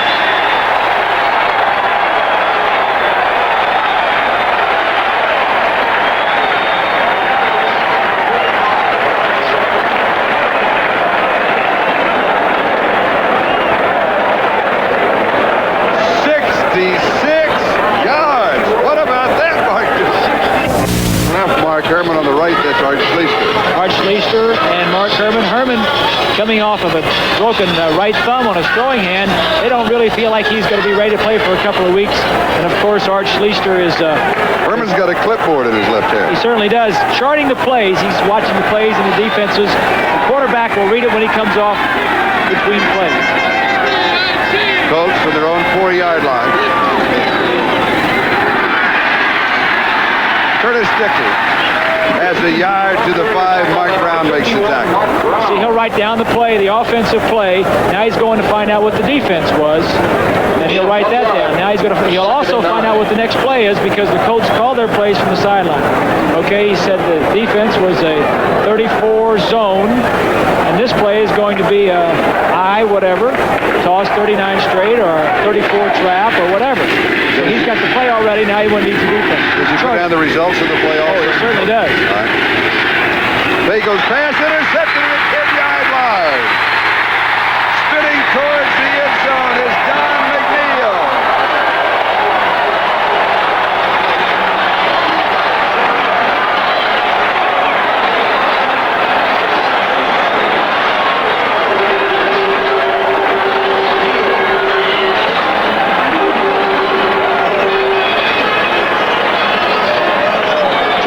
Just a great alert play by McNeil. The pass was a little bit thrown behind the receiver, but McNeil, we talked about him a little bit earlier in the telecast, coming back from Achilles' heel.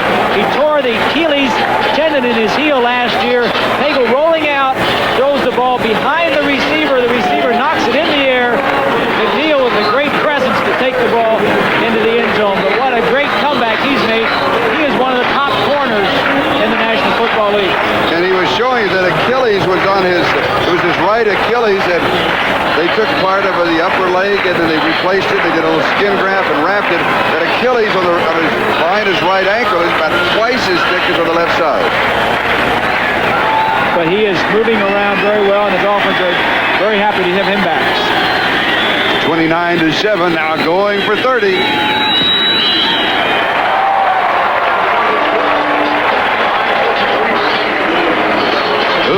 Shaman adds the point after. 9:53 left to go in the 3rd.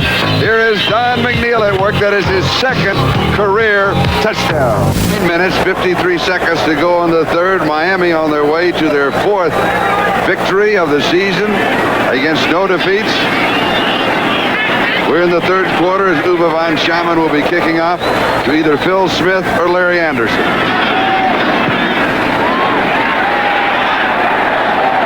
Anderson fields it, and he will down it a couple of yards deep in the end zone. So the Colts will go to work at their own 20-yard line, 1st down. Let's check the scoreboard of the games that are going on now.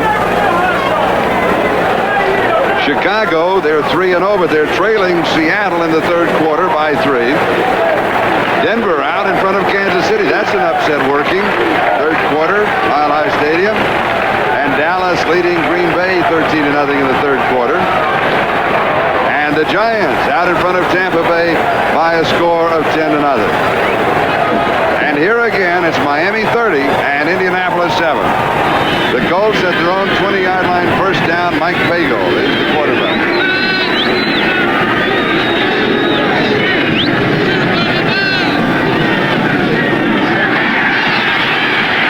Has pressure, and the pass is incomplete to Curtis Dickey.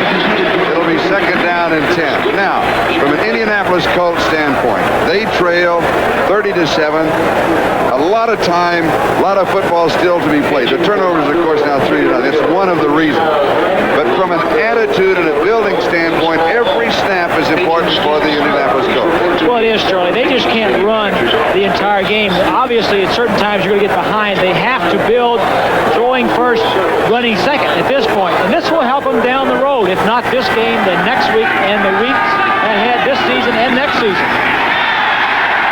Randy McMillan is stopped at the line of scrimmage. It'll be third down and 10. The score is not so important to them now as far as executing plays, making first downs, and scoring touchdowns. Doug Betters in the last tackle. And you can relate to this because of what happened in your career when you first came with the Dolphins. My first 3 years, the Dolphins were an expansion team, and we had a lot of problems. George Wilson was the coach. Frank Kush is going through a lot of the pains that George Wilson went through in those early years of the Dolphins. But I'll tell you, you have to go through it. You have to be behind by 23 points, and the players have to feel like, hey, I'm behind, but I don't want to be behind like this very often. Let's play better. Bagel has completed 8 of 14, 104 yards, and a touchdown is hit just as he makes his release by Charles Bowser. It'll be fourth down and 10. So Mike Bagel throwing under a lot of pressure. This is a situation the Colts or any other team does not like to be in, obviously, but you've got the nickel defense in and a hard rush. Good coverage. I can't see who got to him. Bowser, the linebacker, rushing from the outside, but it's tough when you're in this situation. The Colts didn't want to play catch-up. The Dolphins have been doing this a lot, getting way ahead, and then the other teams have to play catch-up on it. Ron Stark will be kicking with the win. Vince Heflin is set for the return.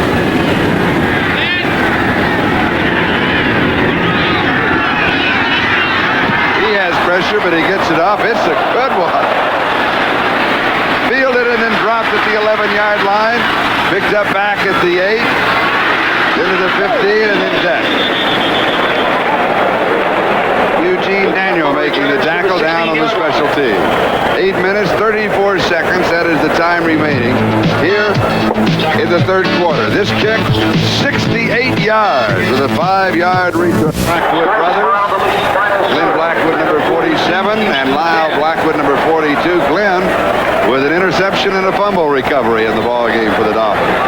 Miami at their own 16-yard line, first down. 30-7, Dolphins lead.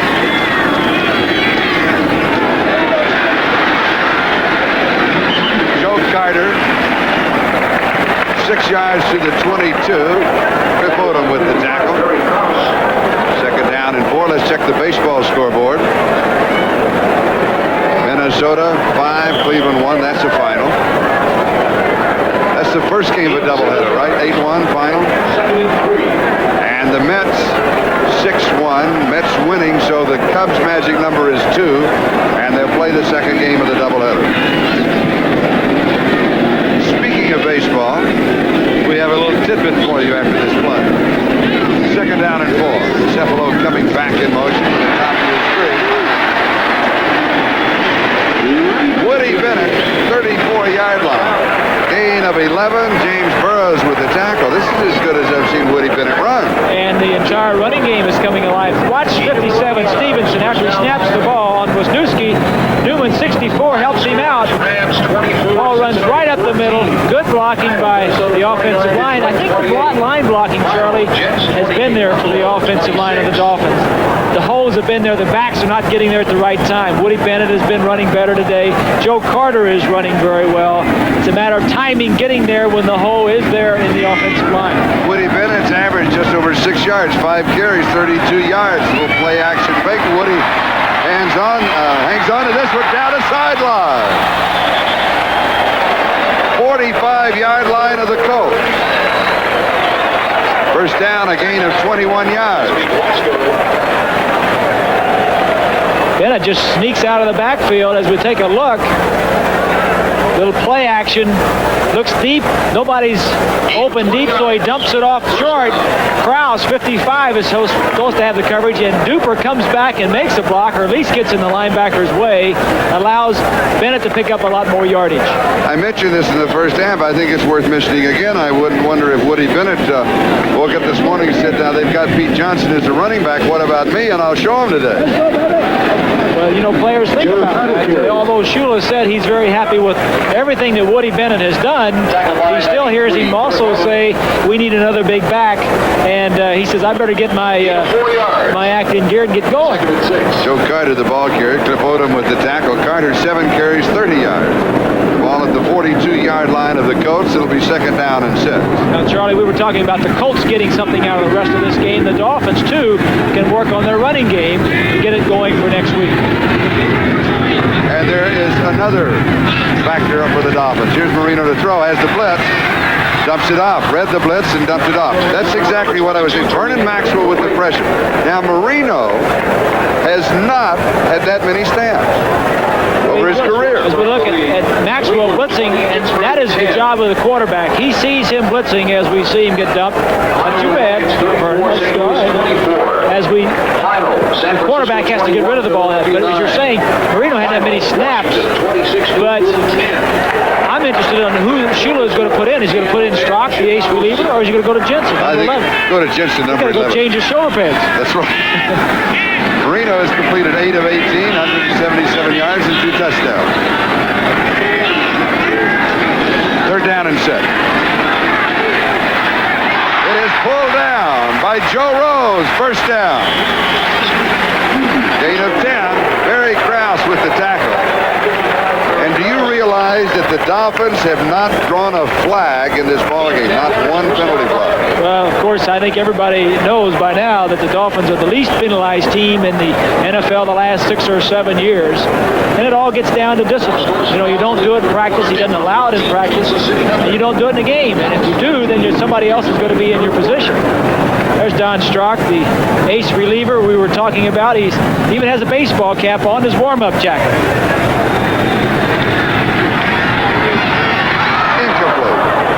Second down and 10, 32. Preston Davis in the coverage. Interesting that you should mention baseball. I have a little trivia question for you.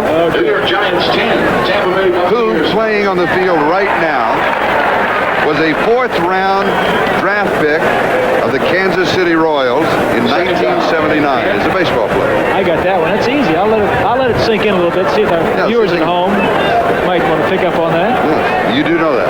Oh, yeah. Okay. You're sure? I might change the answer. Second down and 10 at the 32-yard line.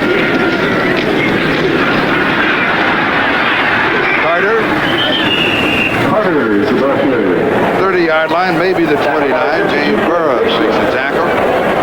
Greg Braceland also there, and in hot pursuit was Vernon Maxwell. 56, Vernon Maxwell. Normally a linebacker gets down as a defensive end. This man can run. Has 3 sacks. He just wants to get there. He's going over Newman, everybody. You need that kind of hustle and play on your defensive team. Maxwell certainly has got it. Now he's getting his win back. NFL Defensive Rookie of the Year last year. The Colts now with 5 in the secondary. Third down and 7.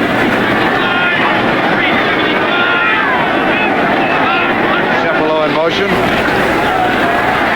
Reno over the middle. The pass is complete, but short, way short of the first down. Cepolo on the receiving end, and Larry Anderson with the tackle. They'll spot the ball at the 27-yard line, so a gain of a couple. Fourth down and 5, and Uwe von Schamann comes in with a field goal attempt. Well, I bet I wasn't a defensive player that was. No, you know who it is. Tell me. Well, it's got to be a quarterback. I mean, quarterbacks can play different sports. I do. We get to that. Dan Marino, the 6th quarterback taken in the '83 NFL draft. He was 4 years earlier, 1979, the 4th-round draft pick of the Kansas City Royals. 44 yards on the field goal attempt by Uwe von Schamann, out of the hold of Don Strock and into this 20-mile-an-hour wind. And it's low, partially blocked, and it's no good.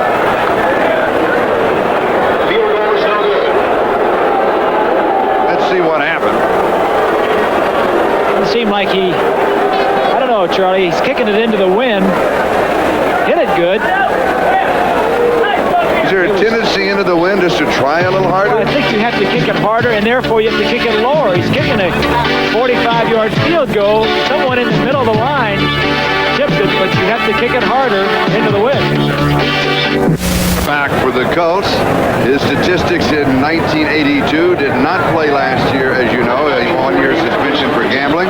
His first appearance during this regular season. Had a good preseason. And he opens with a handoff to Curtis Dickey. 31-yard line, gain of 4, second down and 6.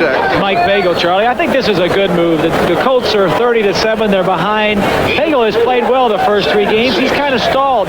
Put the other quarterback in. Maybe he can get the team moving. And it's also going to be good work for Schleister. Schleister looked good in the preseason, as you said, and his whole attitude has changed from a couple of years ago. He's interested in it now, whereas a couple of years ago, I don't think he really was. Second down and 6. Porter coming in motion. Curtis Dickey. And the flag is down.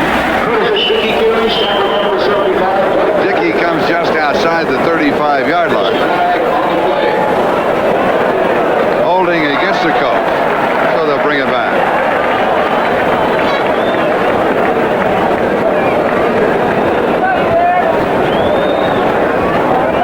Red Cash in the referee. Number 53 of the offense, 10-yard penalty, still 7 down. The call on the center, Ray Donaldson. The Dolphins have not even had a flag. Not a flag. Coach, that's not bad. 5 for 49. 5 for 49 is not bad at all either.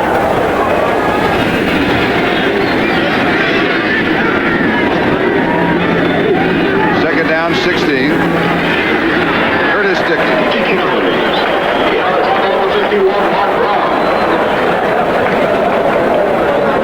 Arch saying, "Okay, I've ran 3 plays. I'm ready to throw one. Give me the."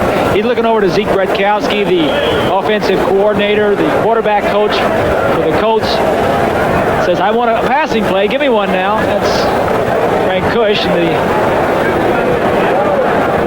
offensive coordinator. Says, "I'm ready to throw a pass. Let me see one now." Of course, he's done much better. Zeke has said that he has really come back from his suspension. He's really into it. He really played well in the preseason. He's looking for some playing time. They're down and 15. Has pressure, scrambles away, gains a little time, drops the ball in the air out of his hand. Recovered his own fumble. You couldn't call that a pass or reception, although we saw that happen last week. Had one deflected and then he caught his own. He can move around too. Pagel and Schleister can both move. Pressure from Bowser going around the outside. When you're going to your left away from the line of scrimmage, it's just better to tuck it away. That's happened to me a few times. Now he's talking to Tracy Porter about coming back to me. Don't run away from me. Come back towards me so I can get the ball to you. Ron Stark will be kicking to Vince Heflin. Stark's longest kick, 72 yards in this game. He is averaging today 56.8 yards.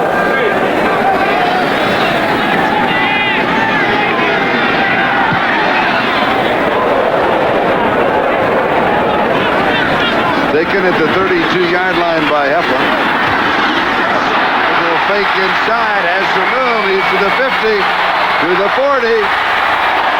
Good return near the 30-yard line. 52-yard kick and a 38-yard return. Mark Kapensis saved the touchdown. Jim Jensen with a key block, number 11. He really did, Charlie. I don't know if we'll be able to see it, but coming up from the right side of your screen, if you'll see it maybe, Jim Jensen gets a key block right there, number 11. Number 11. He's got his special team pads, shoulder pads on today. Certainly not his quarterback pads, although he may need them later on because Shula may put him in to spell Dan Marino. The ball at the Colts 31-yard line. Miami has a first down. 1:49 left to go in the third. and more in motion. Marino throws far side to Duper. Duper down the sideline, spinning out of a tackle, a little head fake. And Nisby Glasgow saved the score.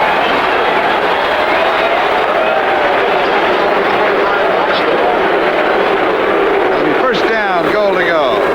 You know, the thing that's amazing about Duper, first of all, he catches the ball with his hands. Now, watch the quick feet as he works on Preston Davis. Watch his feet right here. Reminds me of Paul Warfield. Quick feet and also quickness. How he turns around, catches the ball, and then gets up the sideline. He is the best guy on the sidelines I've seen since Paul Warfield. Duper's 6 receptions, 159 yards. He has scored 2 touchdowns, and that's just today. He has scored 6 touchdowns already this year.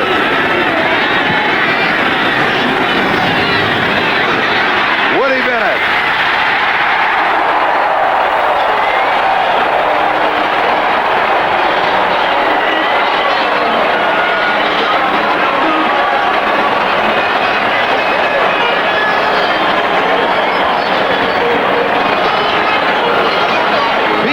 Leading the way, Woody Bennett with the touchdown.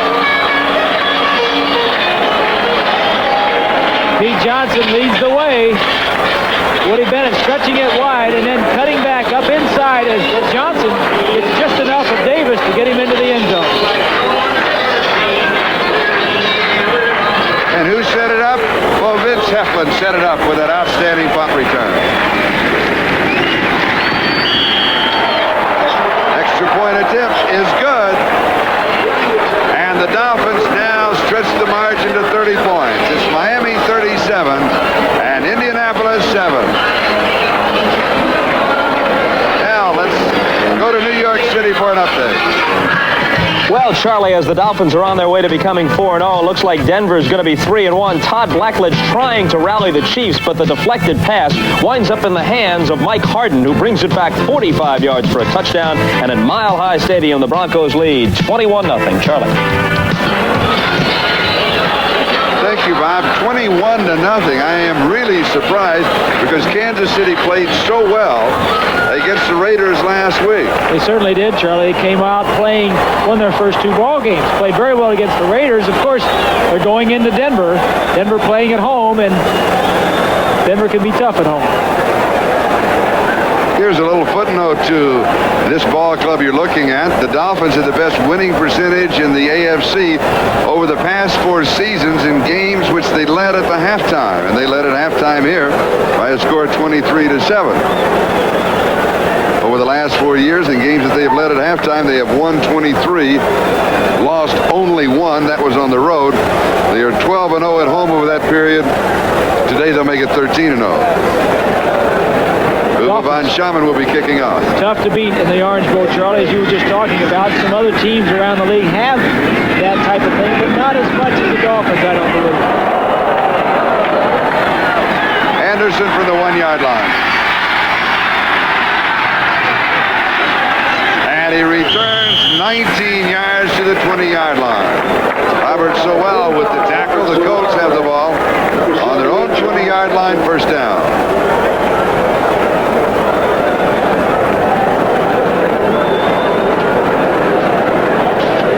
Mark Duper, the Miami Dolphins, this is his best day as a professional. 6 receptions, 159 yards, and 2 touchdowns. His previous best was against Seattle in the playoffs. 9 receptions, 117 yards, and a touchdown. Larry Anderson is the injured player being assisted from the field of battle. Join us next Sunday, another great afternoon of NFL football on NBC Sports. The day will begin with NFL 84 and your host, Bob Costas. Then some of you will see the dynamic duo again, Dan Marino and Mark Duper, as they lead the Dolphins against the St. Louis Cardinals. At halftime, again, we'll be taking a nostalgic look back at the American Football League and the AFL Remembered. So check your local listings for the game and time in your area. Your team plays here next Sunday on NBC. Schleister, far side, knocked away. Don McNeil knocked it down. Ray Butler, the intended receiver. It'll be second down and 10 defensively for the Dolphins. That front three is now Charles Benson, Bill Barnett, and Mike Charles. By the way, happy birthday to number 71 for the Dolphins. Mike Charles, he is 22 years old today as Vetters, Baumhauer, and Bocamper come out for a rest. He'll be looking for a nice big birthday cake after the ball game. I think he is the first player ever to weigh over 300 pounds on a Don Shula coach team. Get away with it. Get away with it on Thursday when they weigh him in. Schlichter is sacked. Sack number 6. Bill Barnett got this one. And while we're on the birthday subject, we'll come back after the replay. Schlichter is looking for Ray Butler, number 80, and Ray Butler is being covered like a blanket by McNeil. You have to come to somebody else. I don't know if Butler was really trying that hard. It didn't look like he was, like he knew he was the primary receiver because McNeil had him covered and Butler was just coasting. The right tackle for the Colts, Jim Mills, is celebrating his 23rd birthday today. So happy birthday to Jim. Number 76 on the right side. And here's Curtis Dickey. Right to the 20-yard line, so it'll be 4th down and 10. Don McNeil making the tackle. He's been very active today. And with that play, that is the end of the third quarter. The score, Miami 37, Indianapolis 7. We'll be right back after these messages from your local station. Ron Stark will be kicking for the Colts. Now, he's one of the NFL's best punters. Last year, he led the NFL averaging 45.3 yards per punt, but he surrendered the most return yards because he outkicks his coverage. His average today is 55.8 yards, but Miami's return average is over 14 yards. And Vince Heflin has a 37-yard return.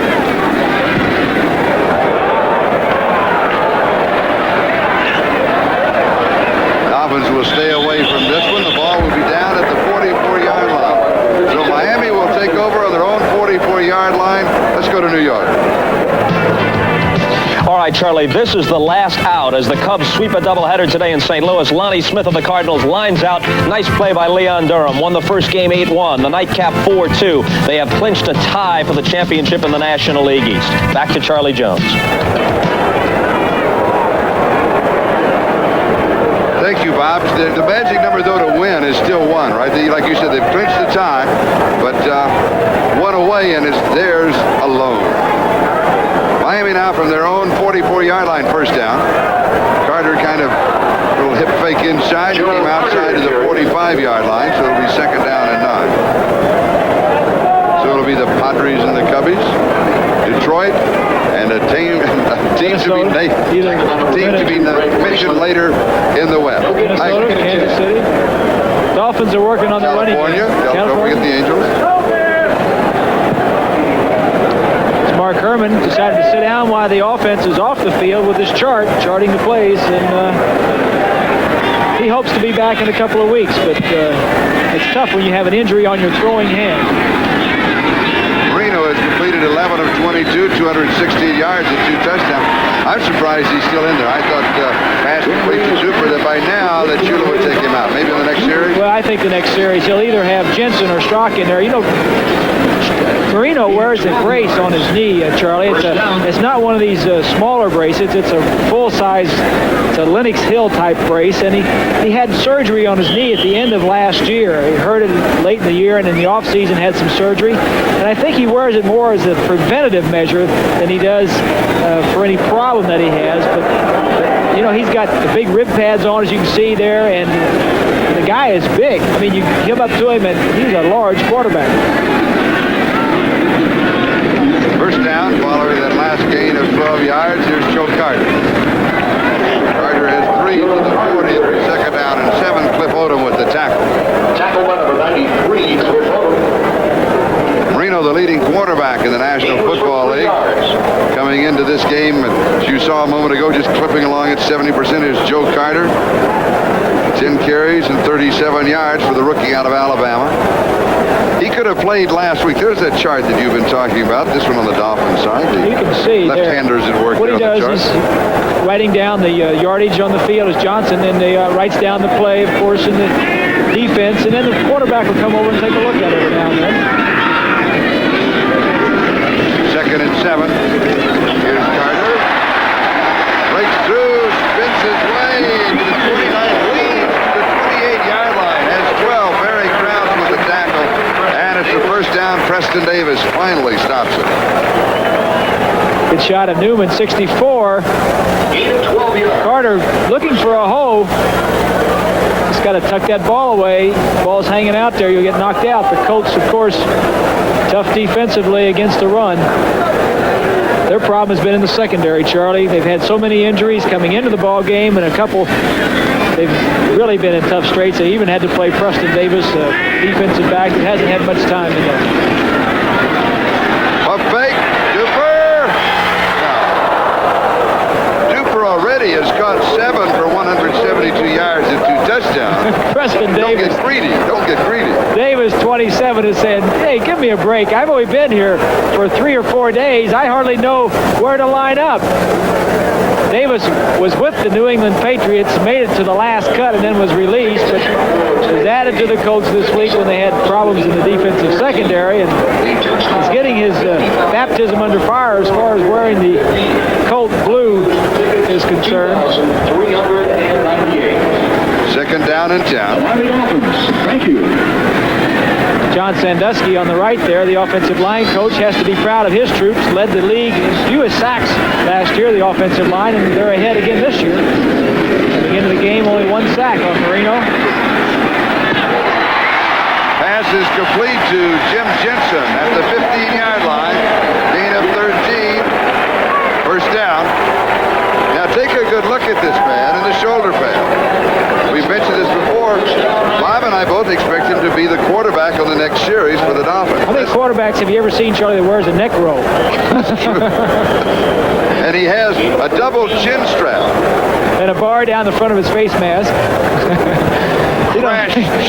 He says, where do you want me, coach? I line up flanker, tight end. Let me go quarterback. He threw his arms up. I don't know where to line up. I asked you, what about running back? And what was your answer when you talked to him? He said, shh, don't give him any ideas. That did not appeal to him. Here's Carter, a yard to the 14. Barry Krause with the tackle. It'll be 2nd down and 9. With that yard, Miami now has 109 yards rushing. This is their first 100-yard rushing game this year. And that's combined. That's everybody. Not one individual. That's the team rushing effort. They're not known for their ground attack this year.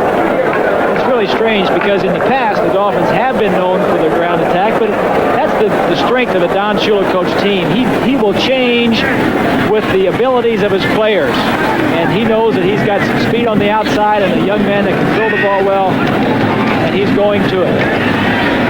Jensen incomplete. Advances hit him, and Jensen has hurt him. Get caught in the ribs, is that what it is? It looks like he got hit in the ribs, I would say, as he was stretched out, he got the wind knocked out of him.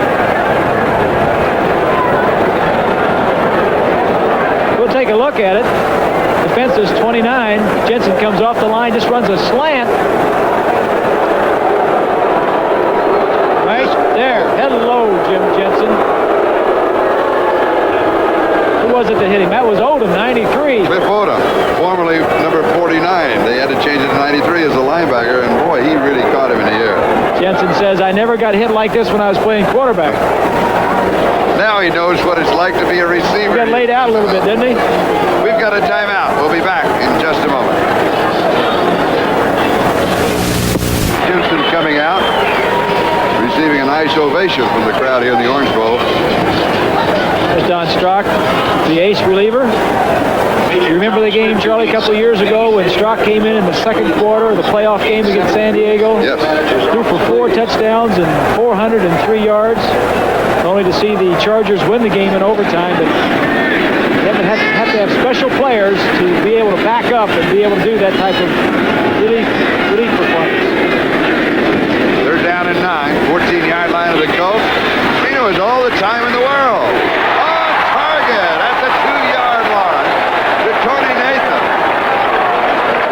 Francis made the tackle. Maybe the 1-yard line. Gain of 13, first down goal to go. Bob? I think take a look at the amount of time that he has to get rid of this ball. He's going to come out of the backfield here and just has the time to get the ball all the way over here before he throws it to him. Good protection. You'll see the linebackers are blitzing on the play. Nathan breaks across the field, double coverage, just keeps going. Keep going. Marino stays with him. No pass rush, Charlie. If you have that much time, you're going to complete it. 1 yard line, first down goal to go. Pete Johnson and Woody Bennett. They have a touchdown apiece. And it is Bennett with Johnson blocking.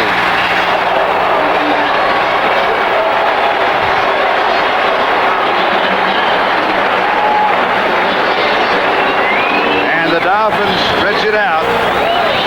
43-7 with the extra point still to come. It's called the old alley-oop over the top. Penetration will stop this. No Colt gets penetration. Woody Bennett lands on his head, but he'll take it. 6 points. In the last 4 games against the Colts, including preseason this year, the Dolphins have now outscored the Colts by 159. This will be 160. They make it to 24.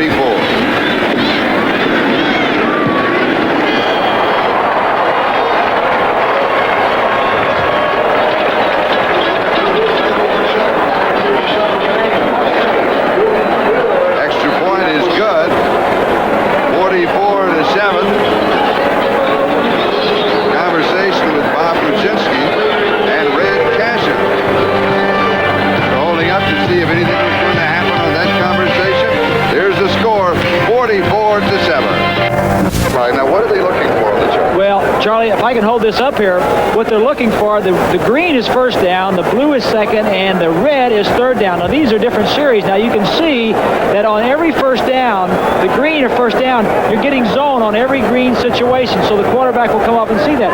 Second down, blue, they're getting man each time. Man, man, and man.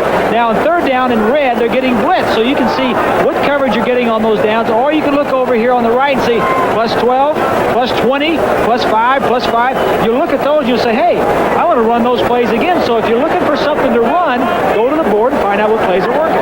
Right, that's what they're looking at, the chart on the sideline. Yes, sir. That's a good friend for the quarterback. All right. Now we're set for the kickoff. Von Schaumann kicking off. And Bill Smith will down it in the back edge of the end zone. Miami Dolphins just moving 56 yards in 10 plays. It took them almost 5 minutes. Woody Bennett scoring from a yard out from Woody Bennett, his second touchdown of the afternoon, with Pete Johnson leading the way. And Don Strock, you were talking about the reliever. He's going to be coming in the next series for Miami. We thought it would be Jim Jensen, but maybe the shot that Jensen took, they decided not to play him at quarterback. Well, I think, too, Charlie, that Strock has not been in any regular season game. This is the 4th game. He played in preseason, but not the 4th game. He hasn't played in a month, so Shula just wants to get him in, maybe get some cobwebs, get rid of him. All right, Schleister.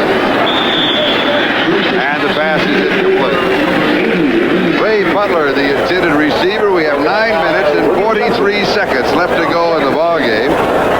Miami has wrapped this one up. 44-7. The Dolphins, the fans are loud and proud. Well, they have been both here this afternoon in the Orange Bowl. No question about that.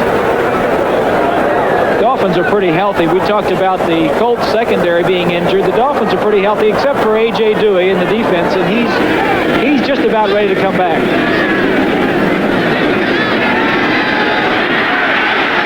Schleister, his pass is complete. His first completion. This to Tracy Porter. Now 2 men in the offensive line for the Colts. Chris Hinton, number 75, and the rookie from Maryland, Ron Sold, number 66. A direct result of the Elway trade. And this will give you an idea of what the Colts got. In addition, Mark Herman, who we saw on the sideline, you say be back in a couple of weeks. Both top offensive linemen, Chris Hinton and Ron Sold, 2 number 1 draft choices, and also Mark Herman came over in the John Elway trade. It looks pretty good for the Colts at this point. Of course, I think the jury is still out on Elway in Denver. He's certainly going to be good, but he's taking a little bit of time. 3rd down and 3. Judson had up ahead of Steve. Porter, the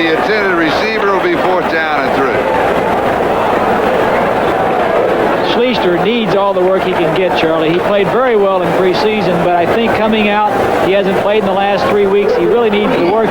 He hasn't looked that good today, and this will be some good work for him. Young man set all kinds of records at Ohio State. #1 draft choice for the Baltimore Colts when they were in Baltimore. Jackie Shipp, the #1 draft choice from the University of Oklahoma, is the injured player from the Dolphins. The last report, by the way, that we had on Eric Black's show, it may be, they're not sure, but it may be a cartilage problem in his right knee. He was injured earlier in the ballgame. That's the last report that we have. We have an injury timeout, 9:26 left of the ball game. Miami out in front, 44-7. Jackie Shipp coming out of the ball game. #1 draft choice of the Dolphins. They feel like he's going to be a good linebacker, Charlie. He just doesn't play the pass as well as they need him to at this point. They feel like coming out of Oklahoma, he was very good against the run. Not that good against the pass. Ron Stark's hang time. Taken at the 34-yard line, and it dropped. 4.4 seconds, a 39-yard kick. Robert Sowell dropped it, recovered it, 35-yard line. Let's check the scoreboard of games that are currently underway. Fourth quarter, Seattle. Hey, 30. Way to go, Seahawks. Sorry about that, Bears. So Chicago will drop out of that perfect group. They'll be 3-1. Denver shutting out Kansas City. That is a surprise. Seattle. Particularly the score. Dallas leading 13-6. Green Bay trying to scramble back into that ball game. And Tampa Bay closing a bit on the Giants. Playing quarterback for Miami, #10. Don Strock is now the quarterback for the Miami Dolphins. That announcement as the best 10 of any of the Dolphin players. And here is Pete Johnson picking up one, maybe two. Wisniewski with the tackle. Now, when we started today, these four teams were 3-0. San Francisco won early. They're 4-0. Miami will win. They will be 4-0. It looks as if Chicago will lose. They'll be 3-1. The Raiders play the Chargers tomorrow night. Second down and 8. So, and then there were 3. It's dwindling. Yes, it is. Pete Johnson's interesting. He's in the ball game now, Charlie. I'm sure Don Strock at quarterback is making sure Pete knows where he's going before he leads that huddle. Just getting him a little bit of experience into the Dolphin offensive terminology this ball game. Now that is his longest gain, not only of this ball game, that is his longest gain this year. Well, 7 yards. When you go in on the 2-yard line, you can only gain 2 yards. The Chargers using him only in goal line situations prior to this point. Good blocking. Geisler, 79 coming around. Cleveland Green, 74. And as Kozlowski said, he's a house to try and bring down. A gain of 7 yards, 9 carries, 16 yards, and a touchdown for Pete Johnson. And I imagine Strock is saying, if he's going to hand it, now you come to my right or my left, make sure that you don't run into me. He's calling 34 trap, and that's to the right now. Remember, that's right. First down, Johnson got it. Steve Parker with the tackle. What's it like down below when Pete Johnson weighing in at 270 plus comes at you? A good look at the defensive and offensive line play.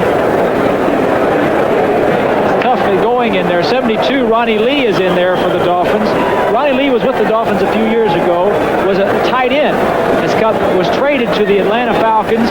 They made a guard out of him, and now he's back playing guard for the Miami Dolphins. Also in as a wide receiver is exciting number 82, Fernanza Burgess, the wild man of the special team. And he goes in motion. Here is Johnson. Now let's go back in time. At the top of the telecast, when we introduced you to Pete Johnson, those of you that may have joined us late, we put up his statistics in 1981. Now the reason that we selected that year, he was with the Cincinnati Bengals. That was the year that Cincinnati went to the Super Bowl. And they lost, as you will recall, to the 49ers.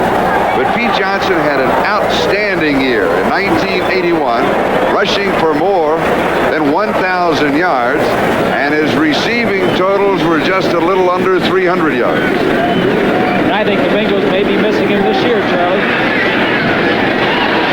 This pass is complete to Joe Rose. Rose comes to a sliding stop at the 48-yard line of the Colts.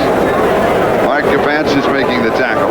You know, talking about Pete Johnson, he just got into Miami last night. They gave him a physical, which he passed. A couple of other ones coming into town couldn't pass it, but they said they didn't have time to put him on a scale. So they really don't know what he weighs. They have an idea, but I think what Shula might be doing here, you know, it's pretty hot and humid in Miami. He may be just getting him a little action. He may lose 5 or 6 pounds in a half a quarter of play. Pete Johnson's rushing total in his career. Third down and 3. Strock mishandling the snap. Fumbling the ball. And Pete Johnson recovered. Pete Johnson. So not only has Pete, here's a look at it again, but a chance to play, a chance to get a little familiar with the terminology, a chance to lose some weight, but also a chance to be well received by the fans here. That's got to help your mental attitude. When he came out before the game, an hour before the game, just to loosen up, he ran around the field, and as he went around, it was like a wave. The fans that were here, he was applauded as he ran around the stadium.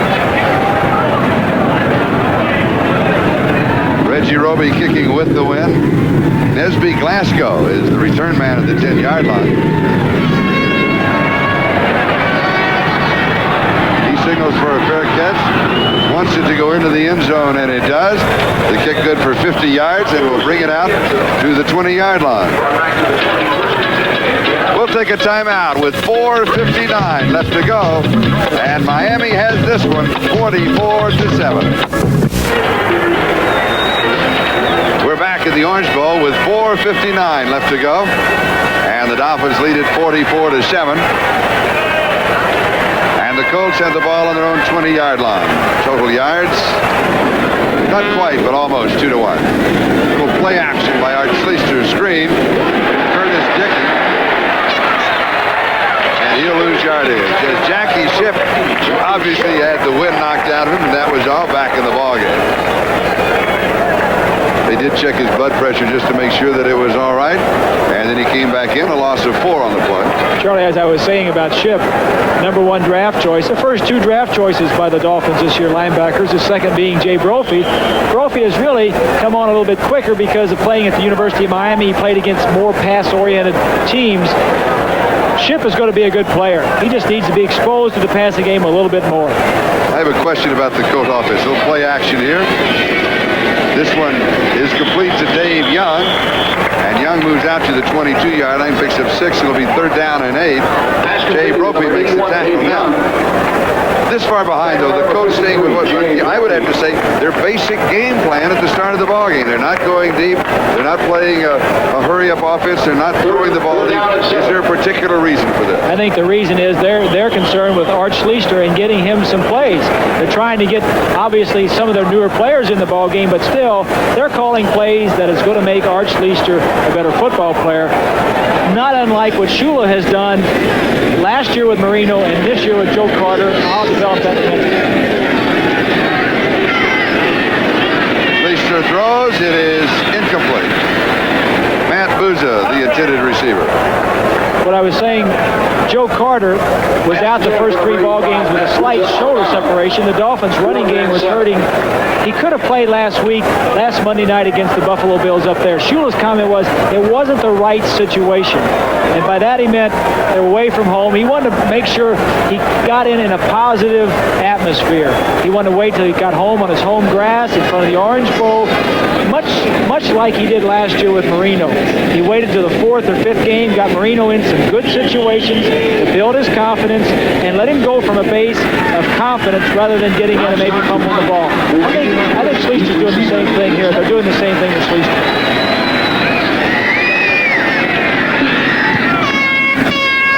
The kick by Ron Stark is taken at the 29-yard line by Fitz have one and a punt of 48 yards.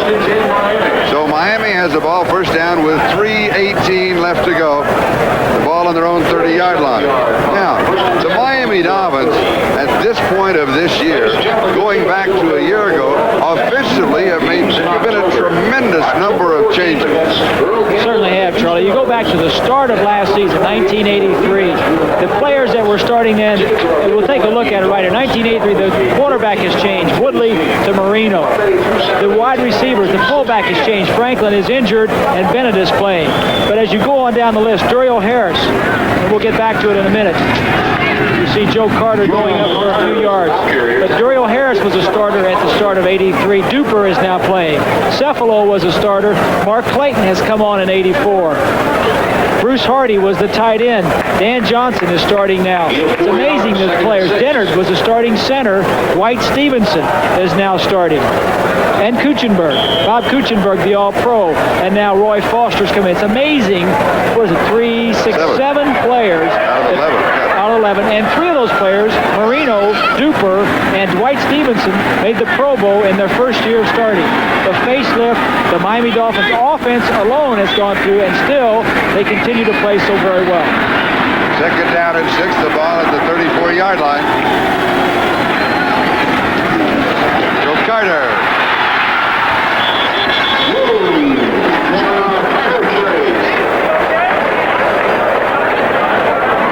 Adamowski pushing him out of bounds.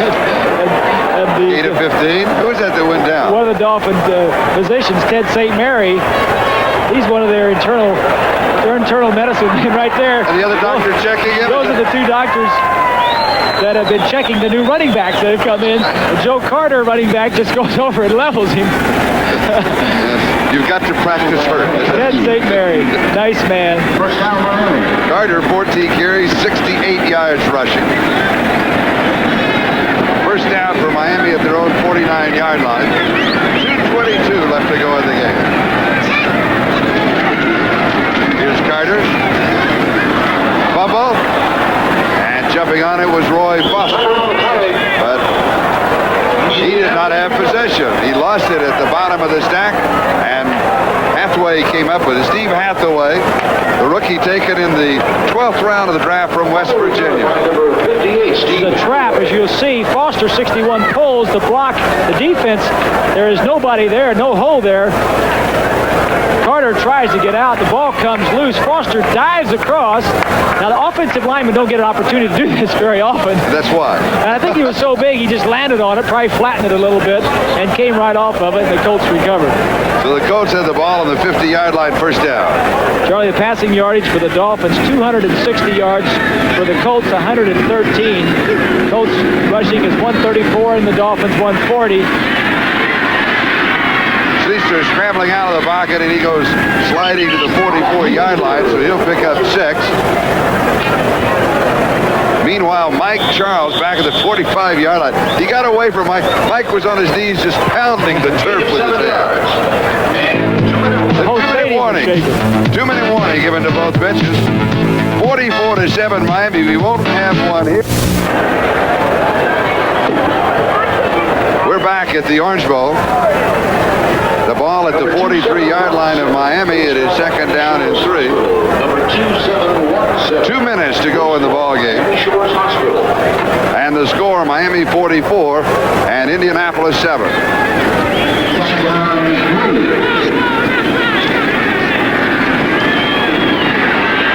Schleister is sacked.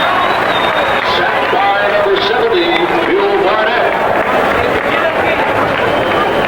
You're seeing the inexperience of a young quarterback. Schleister out of play all of last year.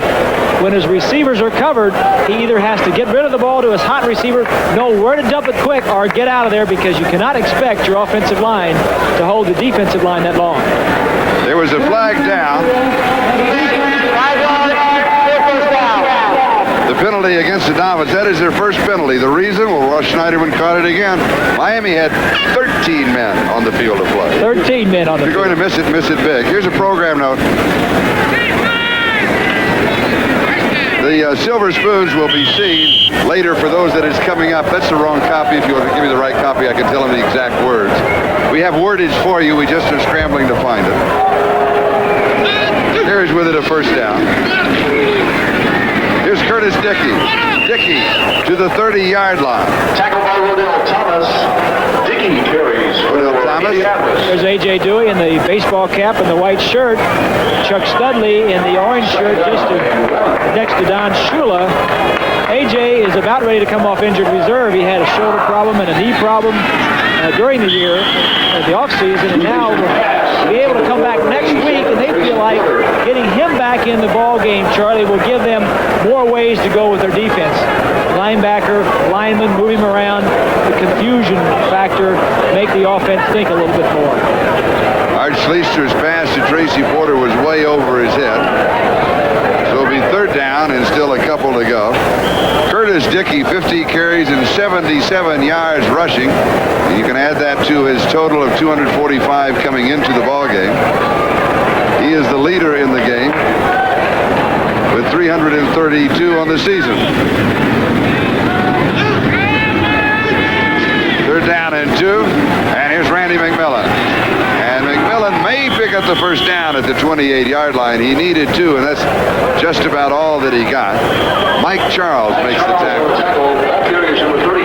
chance for us to thank Cole McComas and Harry Van Sukel, our spotters, Bobby Harris and Ross Schneiderman, our statisticians.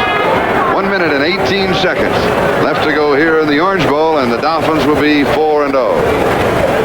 Charlie, the Indianapolis team is, the Indianapolis area has really gotten behind this ball club. You know, they've had, as we look at Cush and Schleister and coming in, they've really done a good job of promoting the ball club back in Indianapolis. The Hoosier Dome, it was an outstanding project by the entire city of Indianapolis, getting the stadium built without a professional franchise. And then obviously getting the team, selling the tickets, 143,000 requests for season tickets when they only had 61,000 seats in the stadium. That's the kind of problem you like to have. Yes, yes. They're trying to build a new stadium in Miami. Joe Robbie is trying to get it done. He's sold about half the seats that he feels like he has to sell. He's trying to do it on his own with skyboxes, preferred seating, and I don't know. I wouldn't put it past him. He's done an outstanding job with this franchise. First down for the Colts to the Miami 28-yard line. Tipped twice, it's intercepted. Glenn Blackwood, his second interception of the ball game. His third turnover. 2 interceptions and a fumble recovery. 30 yards on the return. What a ball game he's in. And if you were with us earlier, they were icing down that shoulder. Little problems with his right shoulder. We'll take another look. And they'll call him the trash man at practice as soon as they see this. Just hanging around, the old tip drill. The ball goes in the air one time, twice, and then Blackwood, the trash man, they'll call him. Kozlowski 40 goes back to try. Kozlowski tipped it once. Blackwood in the right place at the right time. That one is going right for you. Now he's going to do a little hurling over on the sideline. And for Glenn Blackwood, that is his 5th interception of this year. That will move him into the number 1 slot in the NFL for sure.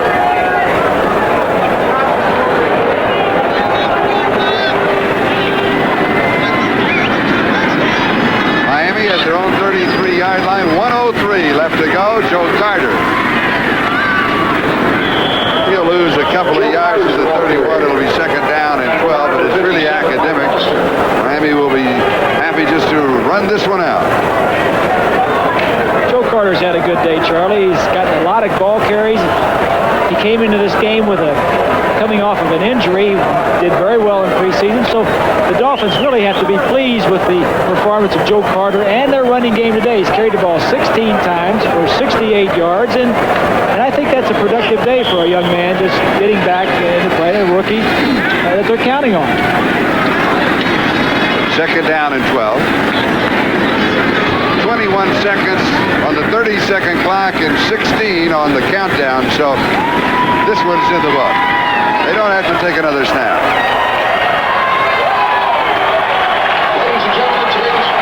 For the Colts, it was run, run, run, but they couldn't run it enough. For the Dolphins, it was pass, pass, pass. the key, the passing to Mike Duper. The quarterback quote, ate the hard way. They got 8. NFL 84 still to come. The final here, Miami 44, Indianapolis 7. This is Charlie Jones, Bob Greasy. So long from the Orange Bowl.